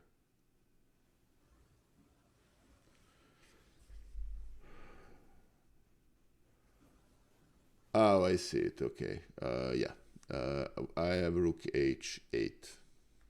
Yes, and this is going to be And mate. it's a mate into. Yeah. Okay. Yeah, this is how the game actually ended. I mean, Peralta played the sequence just like a super machine. Yeah. And mate. Okay. That was perhaps easy. It's pretty hard to see this type of a pattern. When you need to see the pattern like 5 moves ahead actually. So that's one thing that I'm looking forward to improving. So Yes, after rook takes g7, I mean, like, then you have to be very sure how to continue. Otherwise, it can backfire because you have a pawn on e1. That's, of course, the tricky part, yeah. And you cannot fully trust your intuition because if you do that and you are wrong, then it's bad luck. Okay. Here we go. Next position. And you are white, and this time we are playing an ending. Okay, and we are white. Okay, so we have the material is equal. Yep. We have an advantage in development. Yep, because this is actually a very important point. We have an advantage in the development, and in order to keep this advantage, we should not lose time and keep our opponent as much busy as possible. Hello, Dishalpa. Welcome to the stream. It's very good to see you. Thank you. Oh, and posture check. Thank you, Adriana. Yes, very greatly appreciated. However, black has a bishop pair, and we also have an isolated d pawn. So, all right. Right, we have actually 2 checks, but check on d5 is not meaningful. We have check on e1. Which may or may not be useful. We don't have any captures outside of capture on f7, which is not useful. Threats wise,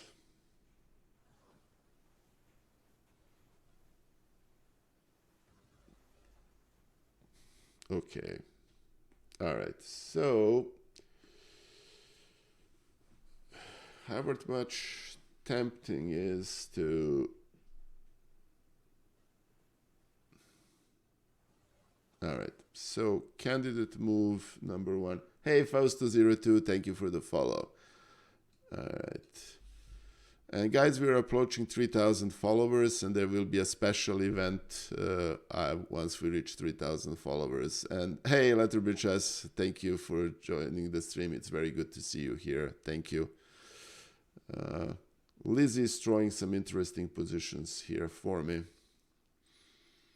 All right, so that's one move. That's a check.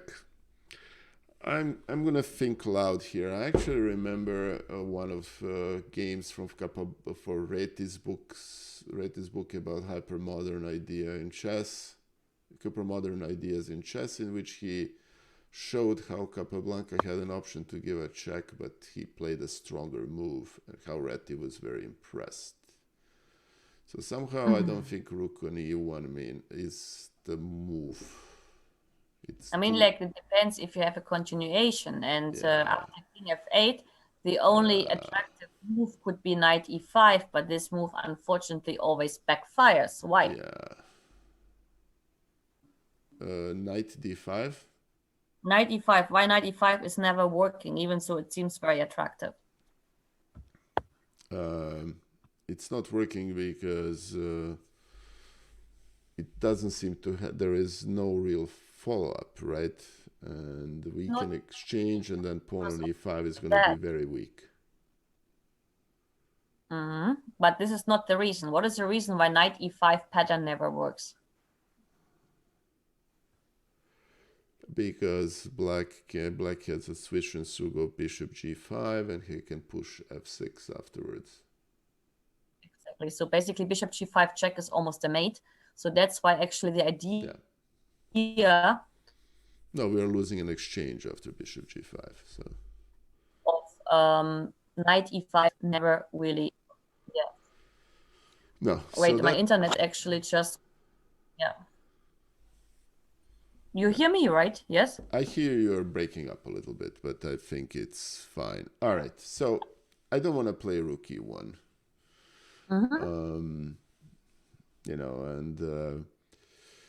But so this is one thing that Lizzie taught me, that these 2 pieces are basically not yet developed.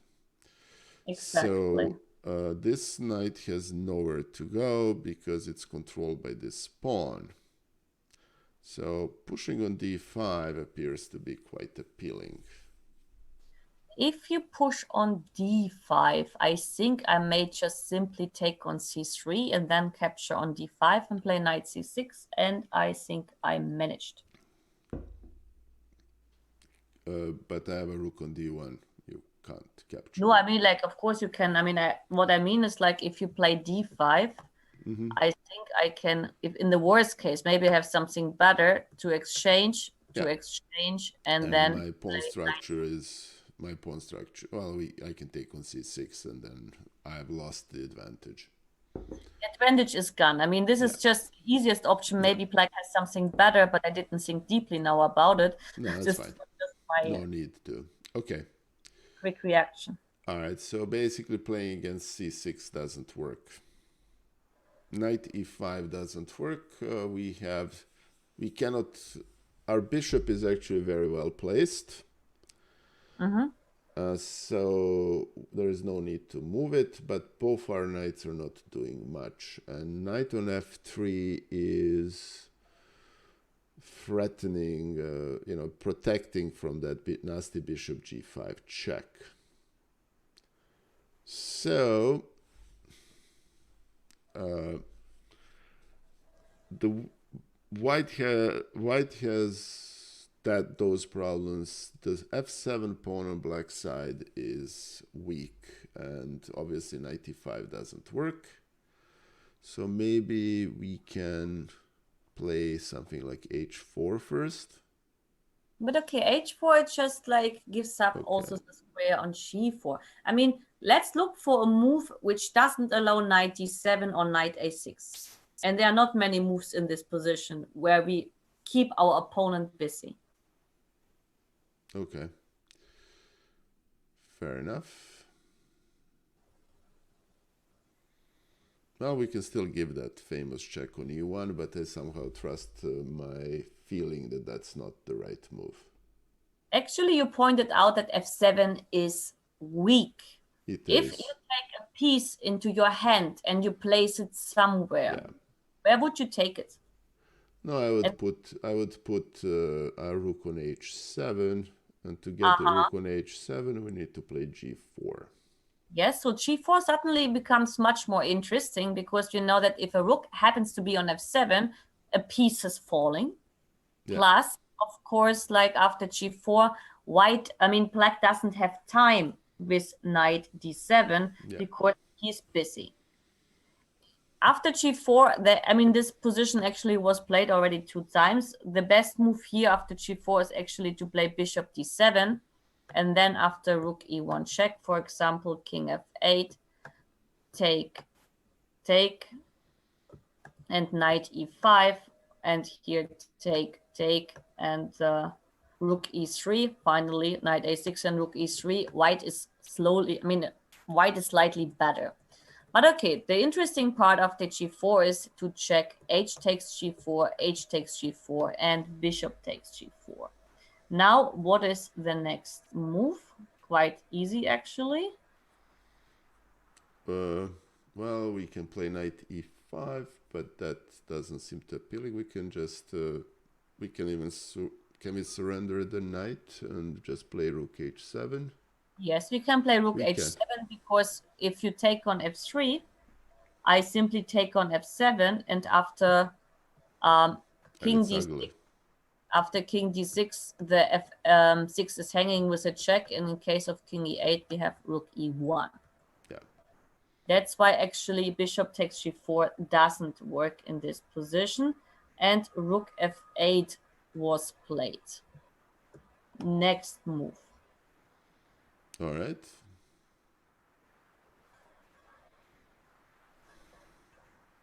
All right, so we can get out of the pin and play rook e1. Yes, that is something very natural because we want to now install our knight. So rook e1 check, and here in the game, king d8 was played. I believe king d6 will not make much of a difference may backfire even more because the next move for white is quite logical. Yeah, it's... I mean, we can play knight e5, but even better might be knight e4. Knight e4 actually was not played. It was played knight e5. I'm not even sure about knight e4. Then after knight e4, haha, after knight e4, what black can do? And we should never allow him to do that.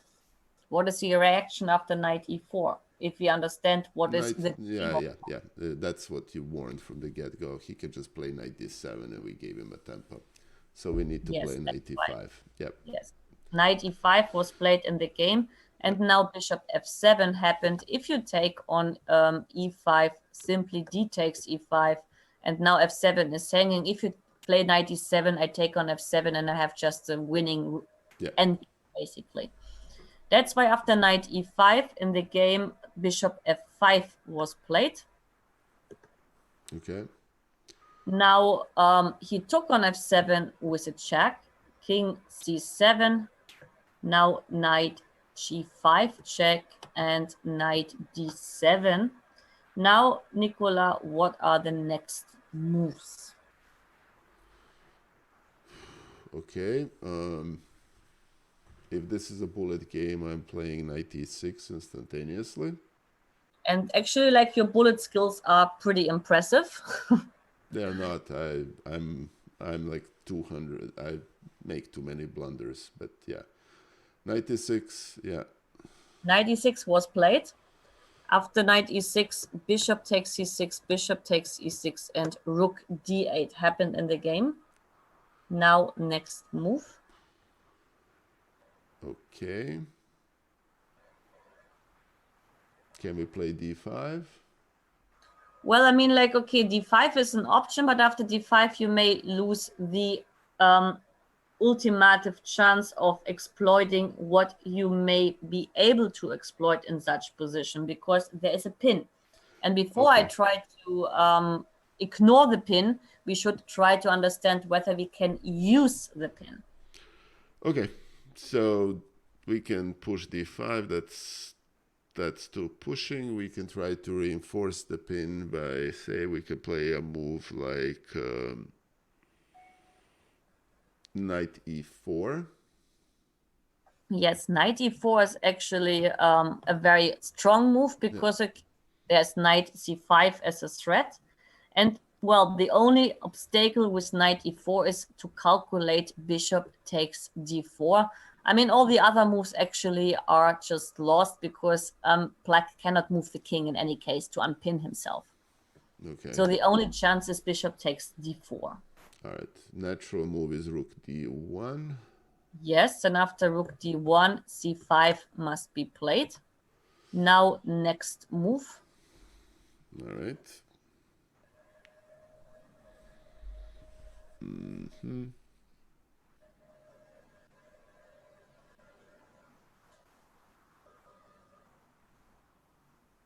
Okay.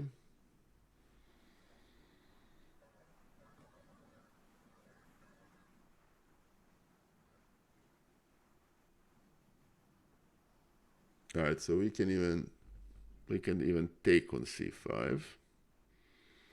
Well, we can take on c5 immediately, but if you take on c5, then bishop takes c5 is played, and the question is, do we get any benefits from that? We don't. Yep. We are basically just the sequence ended up in an exchange. We can play b4 first. Okay, after b4, b6 is anyway. That's easily countered. So what else do we have in here? When we calculate, we have it's a stronger sequence. We can play knight g5. Knight g5, but knight g5. Okay, knight g5 actually has a threat, but maybe I can play bishop f6, and then the knight is hanging with the jack. No, I cannot play knight. Sorry, I cannot play this. My. You're gonna lose if you do that. Yeah. But I can take on f2 maybe, and that could backfire because I get a lot of pawns as well. Fair enough. So, I mean, before we look for moves Right. which cause a threat, what we should calculate always first. We calculate knight takes c5, but we didn't calculate the other capture. The other capture is the capture on d4. Yes, and what is the last capture, which we didn't? I mean, before we sacrifice, we should first calculate captures with material. I know. We can also... All right, so we can capture on we have a capture on d4, capture on c5, and two captures on d7. Yes. So let's start with, I mean, we already captured on c5, and after bishop takes c5, we understand we get nothing. No. So let's capture on d7. How is capturing on d7? Okay. Okay, so capture on d7, I presume with a bishop, right? Or, yeah. With a bishop makes more sense because, I mean, like, black is forced to capture back. Okay, so we're gonna capture with a bishop, and black has to capture. And then we can capture on c5. Yes, with a check. Yeah. And then the king has to go. And then we have actually a double threat. Okay, hold on. So capture on d7, rook d7, knight c5, rook. The natural move is rook h7. Now my knight takes c5 is a check. At the end, yes. And then we're going to capture we're going to exchange twice on d7, and knight c5 is check. And then where does the king go after knight c5? Very important question, yes. If the king goes to c6, we're going to take on e6, and we have a fork of the rook and the bishop, and we're going to end up being a piece up. Okay, but okay, like we understand king d6 never works because of knight b3. King c6, knight e6. After knight e6, bishop takes b2 is the best chance, and rook takes f2. Yeah. Right? Yes. But now, I mean, like, instead of taking on d7, what other candidate move we also have remaining, like keeping the threat of taking on d7? Which might be stronger if we know that at the end bishop takes b2 check and rook takes f2 is played. Okay. You mentioned the candidate move already. Okay.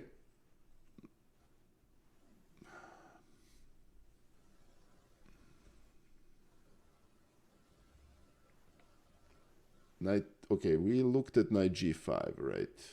Yes, but okay, knight g5 is rook takes f2. So, I mean, like, knight is currently beautiful.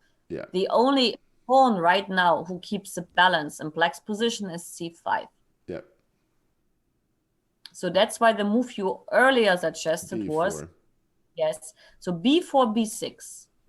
Okay. B takes c5, b takes c5. We can include this because black doesn't have a chance to react differently after b4. Gotcha. And then bishop b2 is not a capture. So this variation is just more precise and stronger. Maybe both are winning, but to like... this is easier. This is, of course, a much better scenario of the whole sequence because simply after king c6, I mean, king d6 is knight b3, king c6, knight e6. That ending is a lot better because I have one pawn less sacrifice. Yeah, okay. Okay, this was another dynamics in the end game. Let's go further. One second. Let me see if you... I mean, you might have seen it. If so, then we will switch because I showed it to Masha and to others.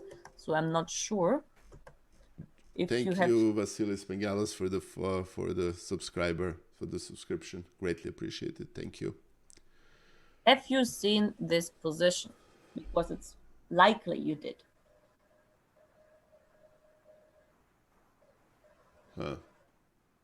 This actually does look familiar. So if it does look familiar, then you might have seen it because I showed it to Masha for sure. I may have seen it, yeah. Now, do I remember the details? That's another question. Okay.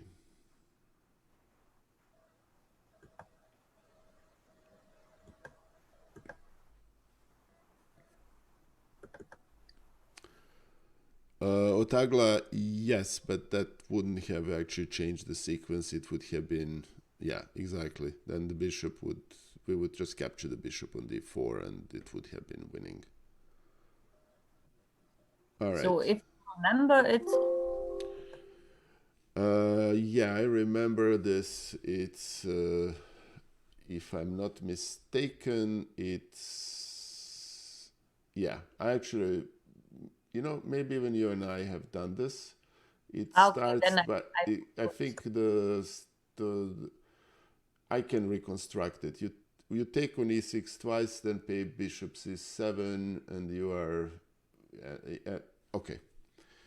You take on you take on e6 twice, then you take on d6, and black and white is winning. But okay, if I take on e6, I take with the pawn back, obviously. Yeah, okay, fair enough. And let me think for a second. What we do not want to allow in this position is we don't want to allow black to develop the knight on b8. So we are playing against the knight on b8. Oh yes, hold on. I need to. Yeah, I remember it. It's queen h4. Yes, okay, very good. So let's move on. Because this was a part in the camp, and I'm not sure you were present in this moment or not, because sometimes you popped in later. I do, unfortunately. You have seen this position. You were there. No, I didn't see this one. No. Okay. Then it is okay. Sway the engineer just the solution to the position was what white wants to do is exchange the queens, which is why they played queen h4, and that virtually forces the exchange. Then you take the knight on e6, you capture on d6, and it's a completely one end game for white, although white has sacrificed the bishop pair. So that's the solution. I hope that helps. Yes, it was the topic of the right exchange. Okay, here once again it is black to move, and if you look at this position, I'm black here. Okay. Yes, if you look at this position, Nikola, what is the first thought which should cross our mind? Hey, Bullet Mercenary, it's very good to see you here. If one of the mods can give a shout out to Bullet Mercenary, that would be great. The first thought of my mind is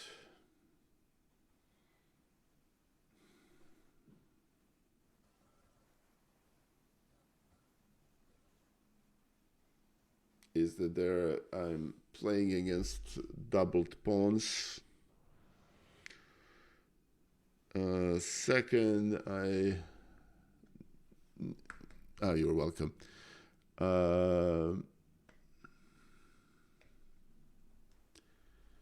I don't want to allow the sequence of take on d5, c4, d5, because that's gonna exert some pressure and allow that bishop on b2, and those two bishops against my king is gonna be a problem. Okay, this is all, of course, a good thought. What else actually, when we look at this position, should catch your attention, let's say? Forget about the positional point of view. Look at something which actually here could make a difference. Okay. Or something where your alarm bells always should ring if you manage to do something. The king is still not castled. Yeah. And whenever your king is still not castled, if you find a way to keep your opponent busy, to keep the king in the center, you should search for it.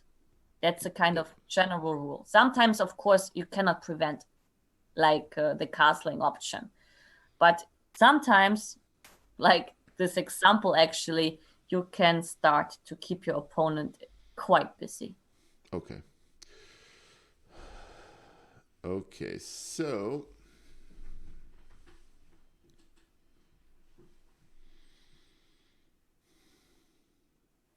all right, so I'm not allowing white to take on d5, right?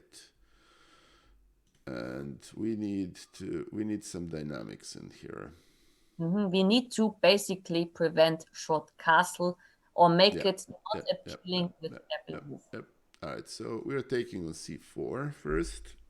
Yes, and I cannot castle because I play bishop e6 and then a pawn up for nothing.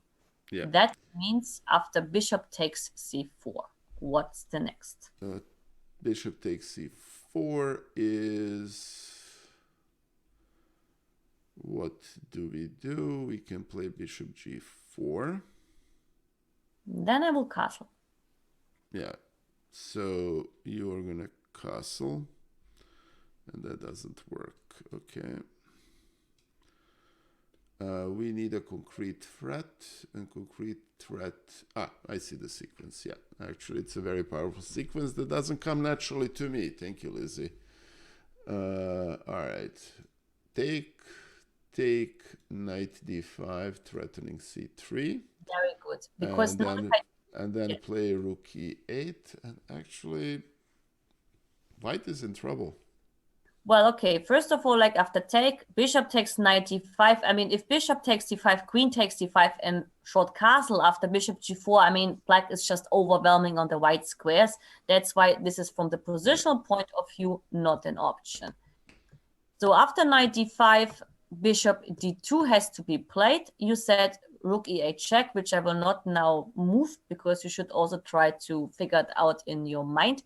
So rook e8 check, and after rook e8 check, bishop e2 is played. Okay. Now we have to find the next move. Okay, we can reinforce the pressure and play queen e7.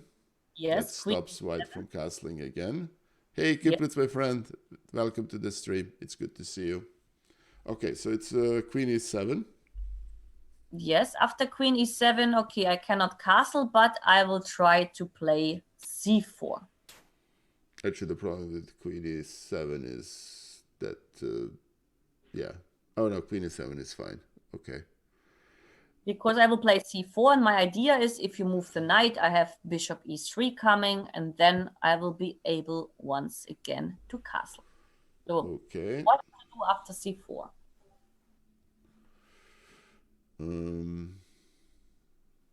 All right. I can play it safe and play... I can play it safe and play knight f6 and then knight g4. That doesn't seem to be enough pressure. Also, after knight f6, I have bishop g5, which may be a bit inconvenient. Yes. And I have rook a2 ideas in the worst case. Yeah. So... I mean... Yeah, go ahead. Sorry. After c4, your automatic system would say, I have to move the knight. And you, in this moment, exclude all other moves which the position has to offer. And you should try to always stop yourself from this automatism because you lose a lot of opportunities. Agreed. So after c4, maybe you have other candidate moves. And before you do the automatic one, which is obviously moving the knight, let's have a look. Maybe there is something else this position suddenly has to offer. Yeah, I can play bishop g4. And then, after bishop g4, you don't threat anything. I can also... I'm threatening... I'm not threatening to take on d4. No, I'm not. Okay, fair enough. I take on d5. If you take on f3, I have g takes f3. If you take on d4, I have bishop. Yep. All right. So.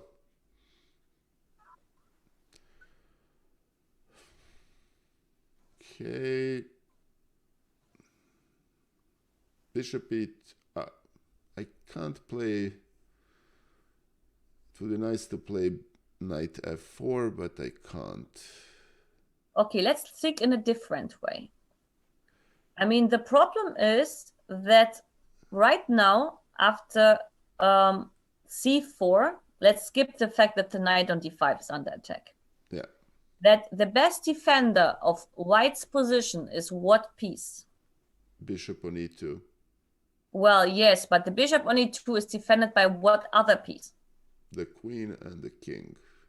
Yes, the queen and the king. The king doesn't really defend it because if the queen is gonna checkmate. And this is the kind of way of thinking which should always like automatically arise to you if a piece protects something which is a mating square.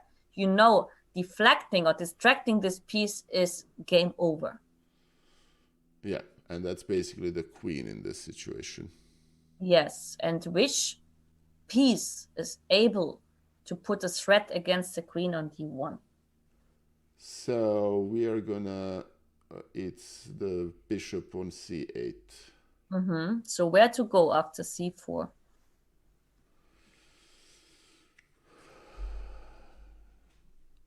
Wow, okay. I see the sequence.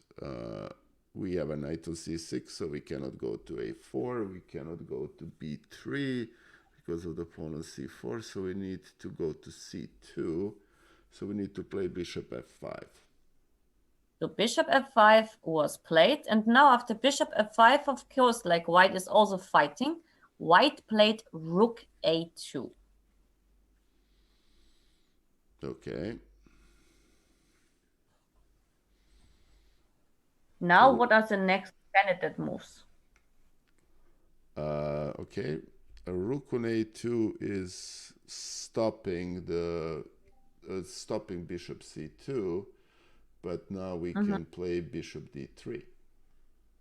Well, we have bishop d3 as one candidate, let's say. Yes. After bishop d3, it's clear that we have to move the bishop from d2. And actually, after bishop d3, I can play bishop g5. And it's a bit, let's say, not convenient. Agreed. Okay. So what other move do we have instead of bishop d3, which may be like a sort of intermediate move you may miss? Moves with a threat because we don't have checks. Okay.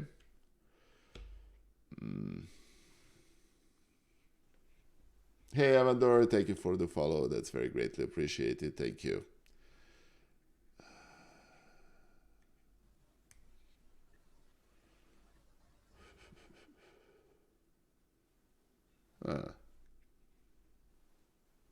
Thank you, White Jordan 7. Thank you for the follow. That's very greatly appreciated.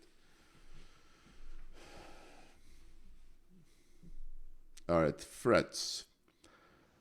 The knight on d5 doesn't have any threats. Nope.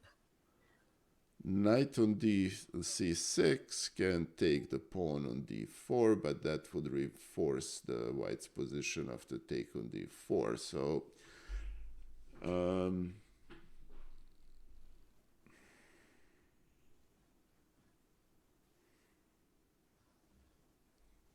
we can play bishop on b1.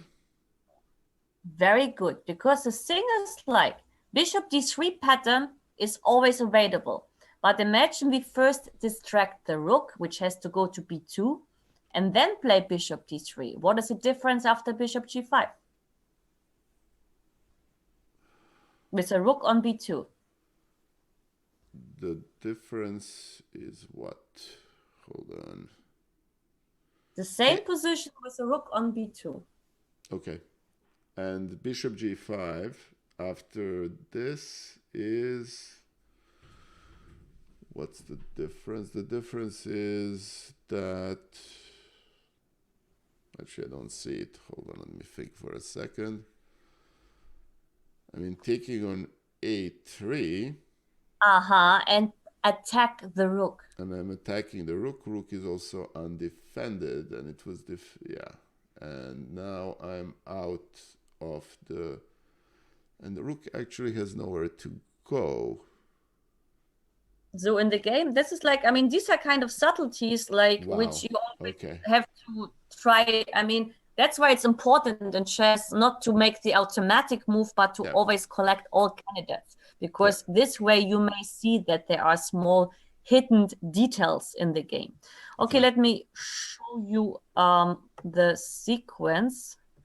Bishop e2, queen e7, c4, bishop f5 with the idea of bishop c2, rook a2, and bishop b1. By the way, after bishop g5 here, what would you play? Because this move you have to obviously check as well, otherwise it would backfire. Okay, very good. What is exactly the threat here? If we play f6, that's not okay. So f6 queen b1. Well, f6 is probably, it's possible, but it's not winning, because after f6 I have queen takes b1, and that would be a bit sad. b1, and then that doesn't seem to work. What other moves with a threat you have in this position apart from f6? I have knight c3.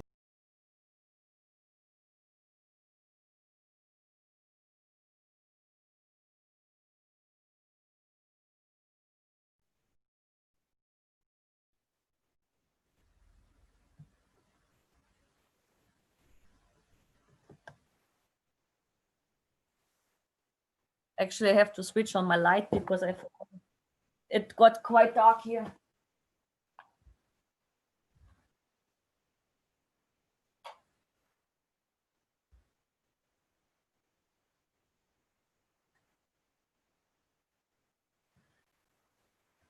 Right.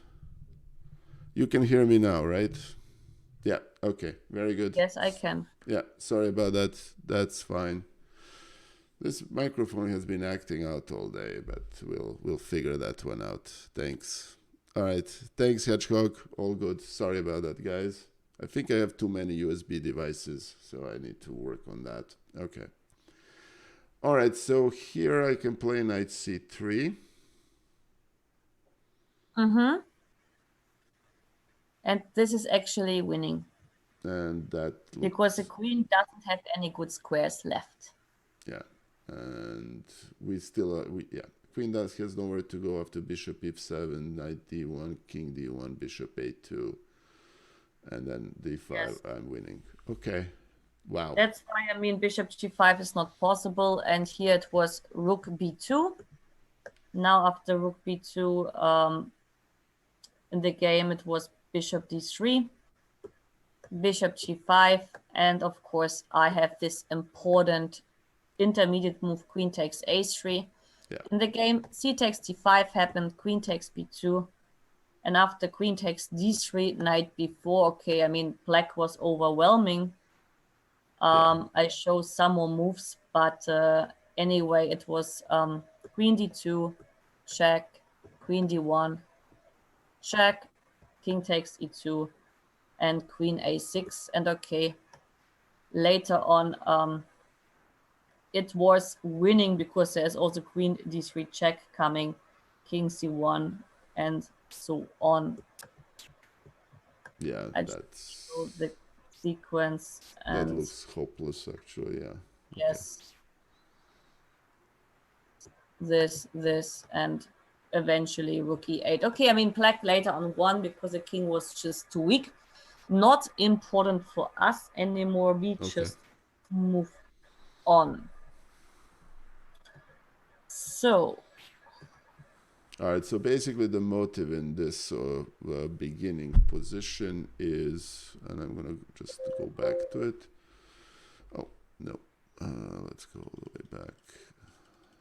Is that primary motive here is to prevent white from castling. And that requires not allowing a single tempo. Okay. Okay, I show you Alright. another position. I showed it to Masha, so in case you know it, I will get rid of it. You remember it? No. Okay, very good. So here, of course, in this position, it's not about dynamics for us anymore. Actually, white has a big problem.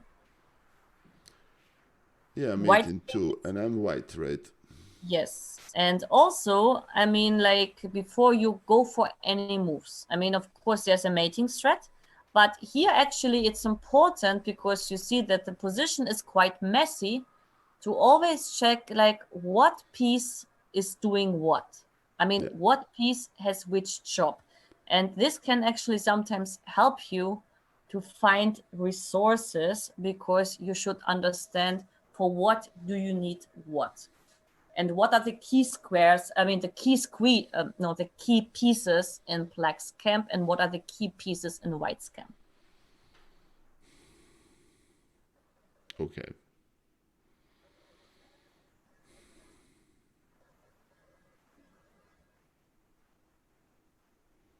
Alright, so whatever I am doing, it needs to be with checks, because otherwise black has a mate in 2.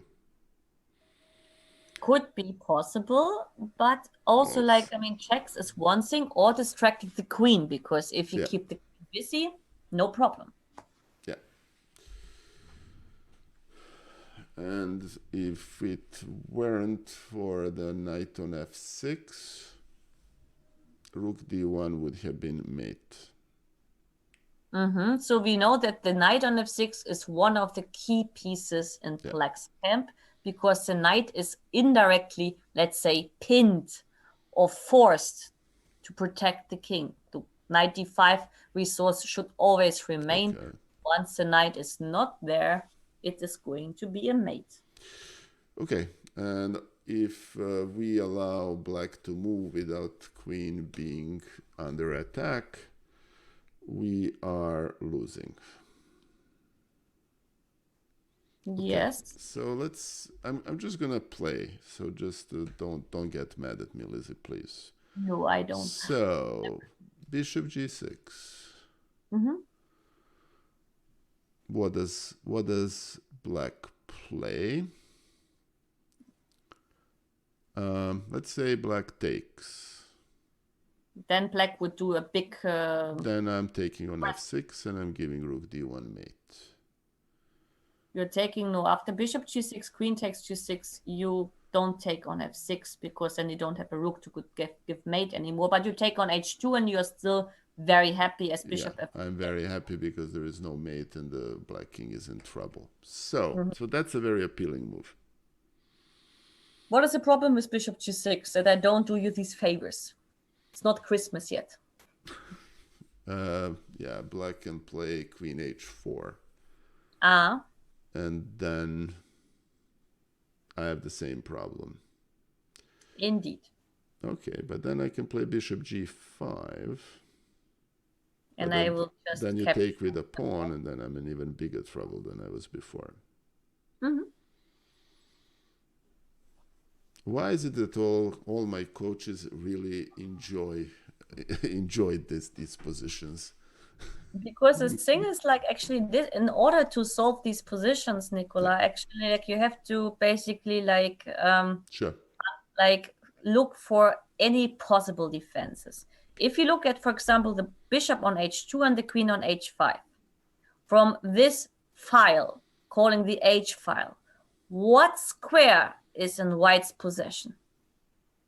h3. H3. If you take a piece on the board and placing it to h3, which pieces of white are able to do that? Okay, you know what? That's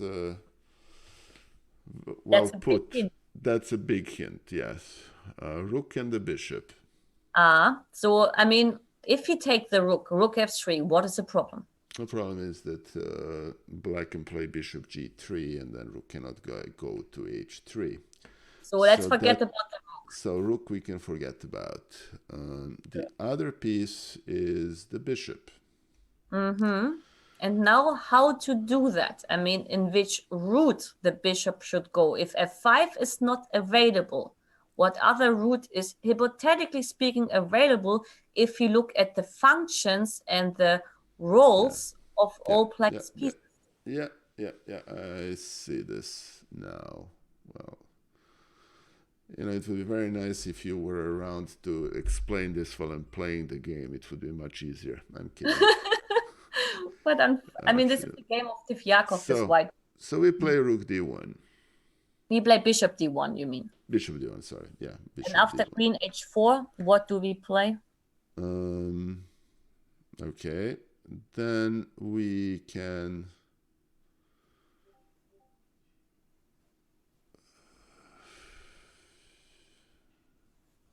How to get to h3? With what move?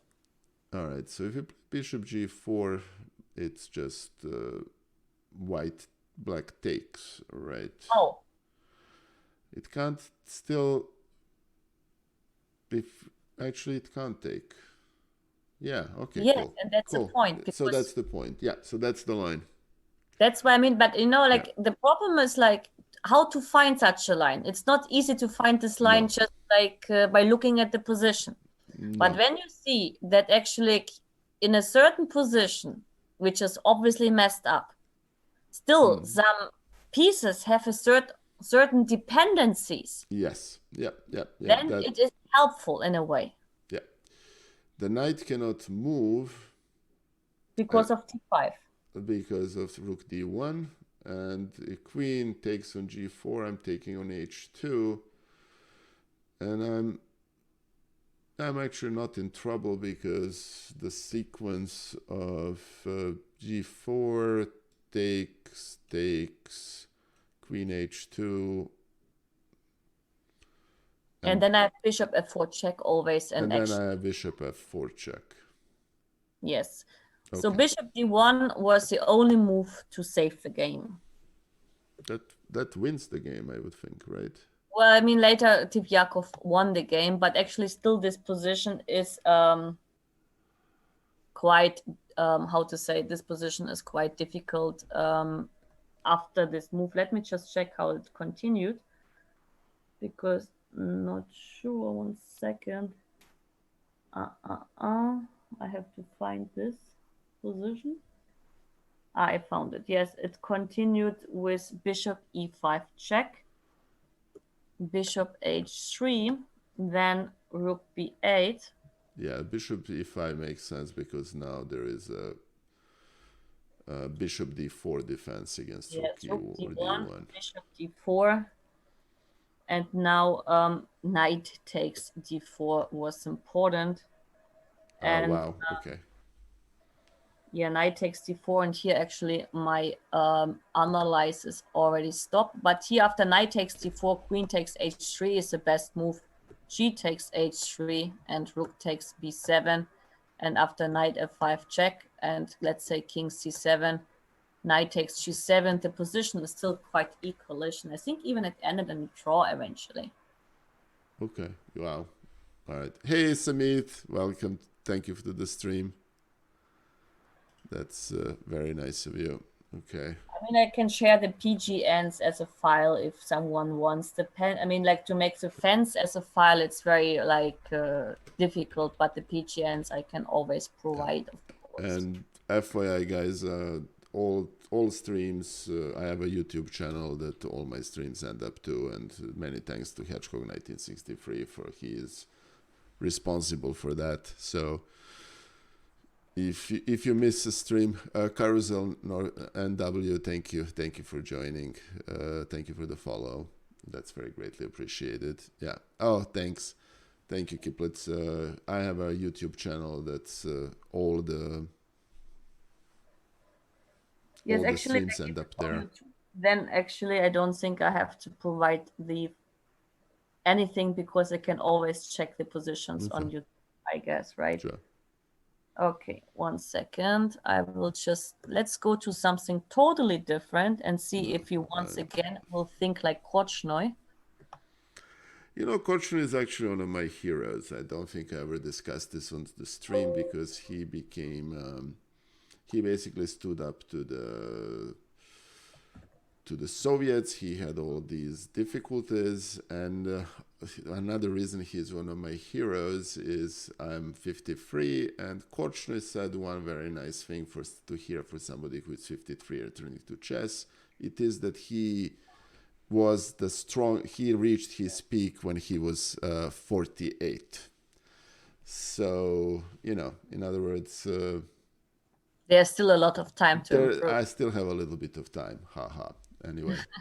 And it's true, he actually played 3 matches for world champion in 74, 78, and 82. So he was very strong until very, very late.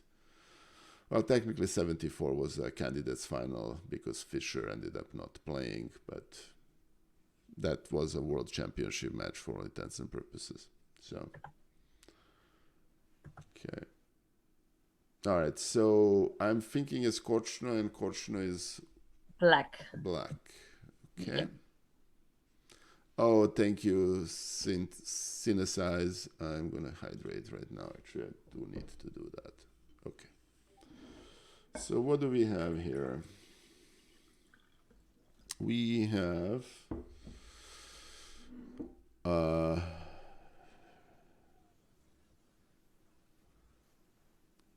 right, the pawns are equal. We have a bishop pair. That knight is pretty strong on e4. There is this. Yeah, sorry. Yes, yeah. I'm listening. I wanted to say. Yeah. All right, so I'm not seeing any tactical motives in this position.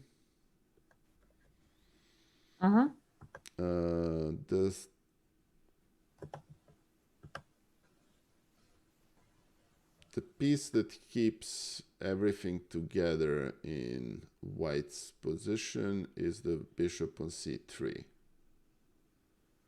Kind of, yeah. Yeah, so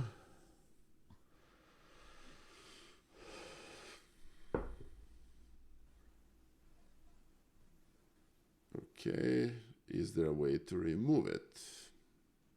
Not really. Taking on e4, I don't have any checks. I have a capture on b2, which is not very useful. I have capture on e4, that's going to open an outpost on d6, but on the other hand, that's going to end up also being a very bad bishop for white. Okay, let's look at it from a different point of view. We have the bishop pair in the ending. And objectively speaking, since the position is quite open and we have a very strong bishop on d5, we have actually good chances to fight for some advantage here. Yes. But white also has a plus. What is white's biggest plus in this position? The knight on e4. And what else is white's biggest plus in this position but the knight on e4? We have this weak pawn on d7. Well, maybe this is a point. This is rather a minus for black, but what is specifically a plus for white? There is a pretty significant threat of knight g5. Oh, well, knight g5 is not a big threat because I can respond with f6, which actually would even help black. It would help black, agreed. Okay. All right, so let's not be afraid of that. There is this pawn on a4 that needs defending. Well, it's not yet attacked, and you cannot move the bishop from c3 because the pawn on b2 is quite weak. But I mean, what I meant is white has actually space advantage. Yes. Oh, yeah. Okay. fair enough. And white has also like this pawn on e5 basically like avoids black to ever install the d pawn in order to move. Yes. So for this reason, actually, like since in the bishop pair in the ending, there are like some kind of 4 basic rules. Opening the position. Okay.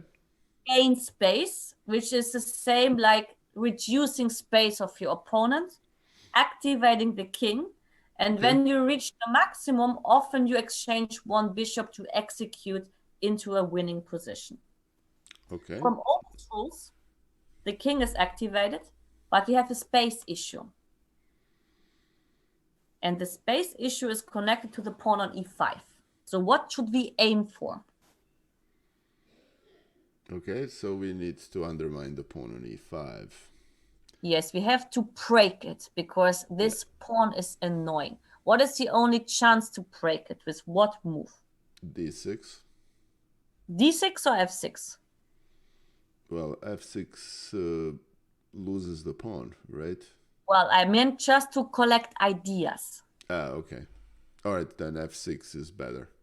Of course, because after d6 we get rid of the bishop pair, and also like, okay, I mean... and we lose the advantage, and it's also opposite color bishop, so we can't play for a win. Okay.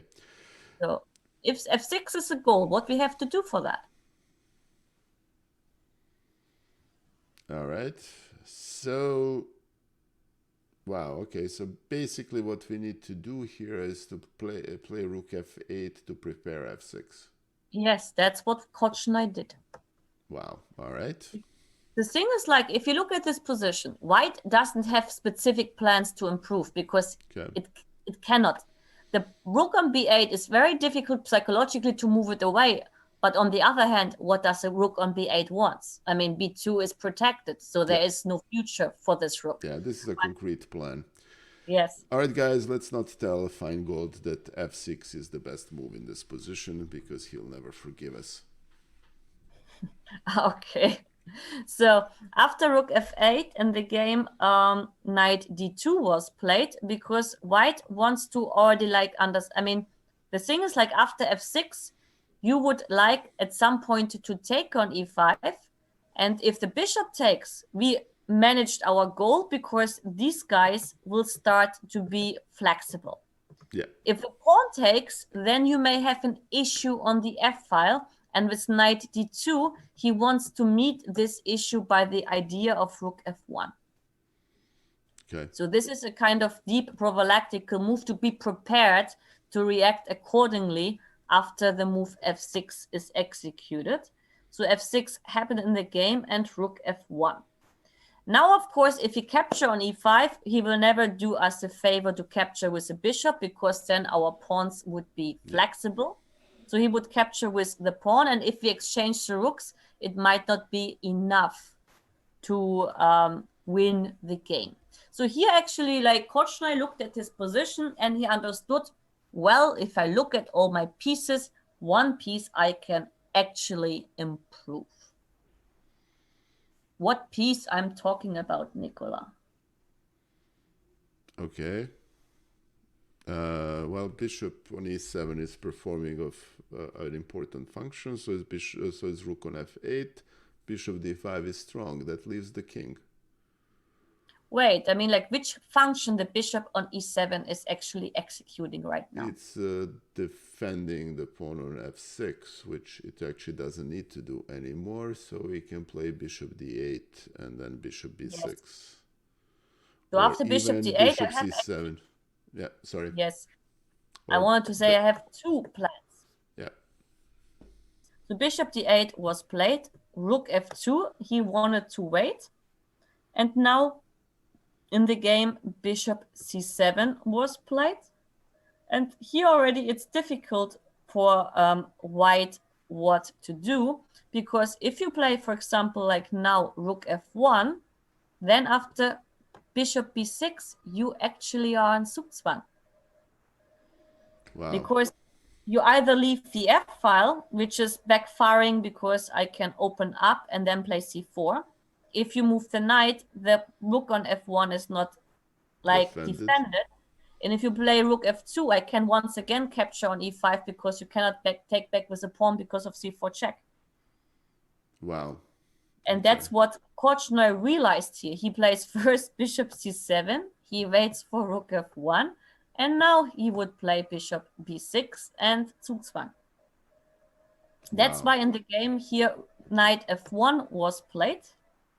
Now, in any case, bishop b6 is happening because you cannot prevent the capture anymore. And rook d2, giving up the f file. But since after f takes e5, you cannot really afford f takes e5 as the knight is hanging. It's now take with the bishop, and now simply rook f7 was played.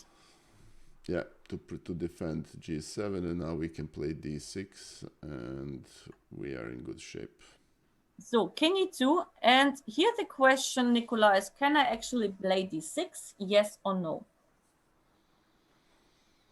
Korchnoi is playing against Balashov. Balashov, yeah, I was just about to ask. Okay. 69. Okay.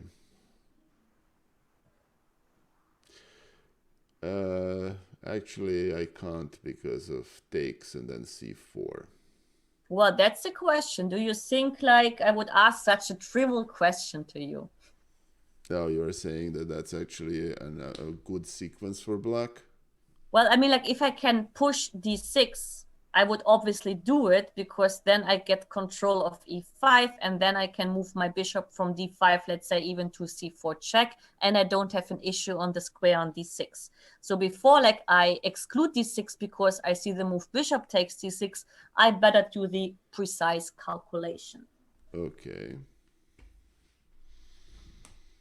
All right, so d6, all right, so d6. Let's assume I take. What candidate moves I have after bishop takes? You have a check on c4. King e1.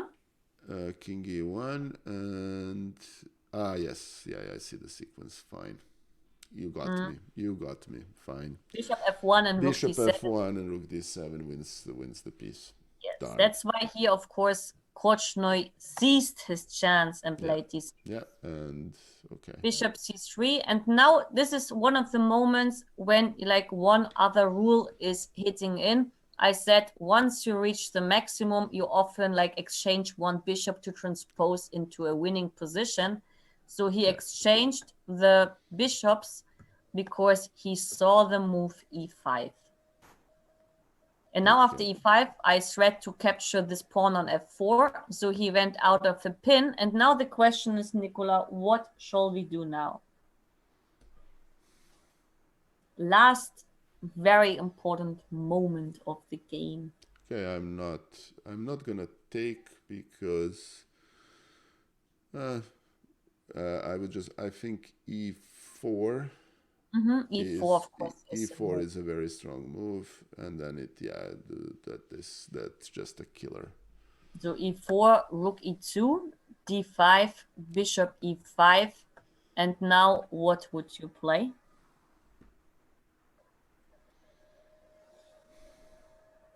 All right.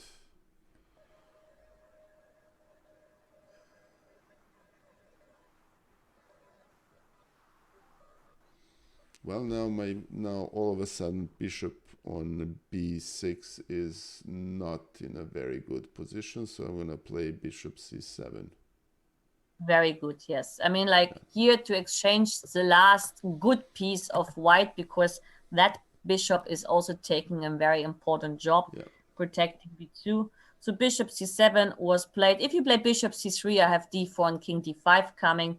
So white captured on c7, rook takes c7, king f1 was played. I mean, okay, if you push, for example, like c4, you don't care because rook b7, rook b3 is coming, and then you're anyway hitting in, and this is hopeless. Yeah, and that pawn supported by king is, So king f1, rook b7, c3, and now he's sneaking in towards the white squares. Yeah. And okay, eventually he won the game in an easy style. Yeah, I actually played the game.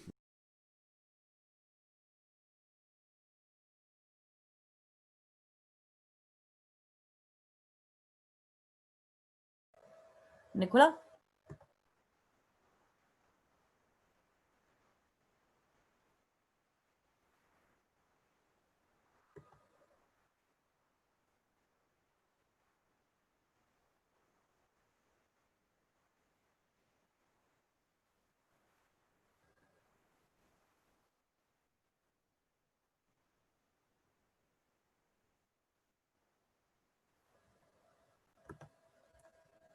You can hear me now. Okay, I'll work on this. Sorry about guys. Sorry about that. It's I think one of my USB hubs is acting up. Sorry about that. Okay. All right. Interesting. Okay. Yeah, you can hear me, Lizzie, right? Yes, I can hear you. I mean, like, I can also show the game until the very end because Yeah, it had sure. some more nice moments, actually, which I want to ask you about. I just remembered king e3, d4 check. This is all more or less forced. King takes e4, you take. He took here. And now, okay, the last chance for white was to play g4.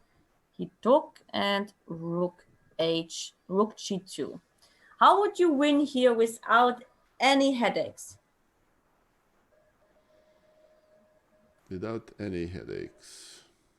Without even calculation needed. Okay. I could just take on c3, right?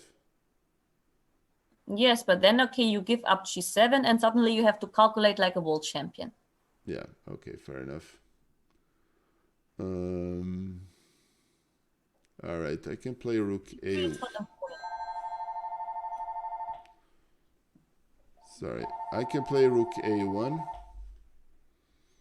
Okay, one other question is like, if you have a passed pawn in a rook ending, where should the rook always should try to aim? In front of the pawn or behind? Behind it. Mm-hmm. Okay, so yes, yeah, I see what you have in mind. Rook b3, rook b7, rook a7, and that's game over. Yes, and I mean, like, you understand, in this sequence, I don't have to lose any thoughts. I mean, I don't have any headaches, and I can already understand it's winning. Yeah. If you give up g7 or you play like rook a1, rook takes g4, a3, and so on. Nope, I mean, and this is I'm guilty as charged. No need to complicate a simple position like this. yes, indeed. Okay. Okay. Nikola, we would meet then tomorrow. Yes, and we have another stream in a week, guys. Yes. Thank you, Lizzie, and I also have a session off stream that is tomorrow. So my next stream is Rural Mick. We can show you something like this, and then Rook B7. This, then you end up whatever white plays. You play, I don't know what is the good move. Something like this. You play Rook A7, and then you push this pawn, and you're winning. Even push immediately, actually. Yeah. So. Or you can push immediately. But bottom line, you need to do this pawn controls both the H and the F pawn. All right.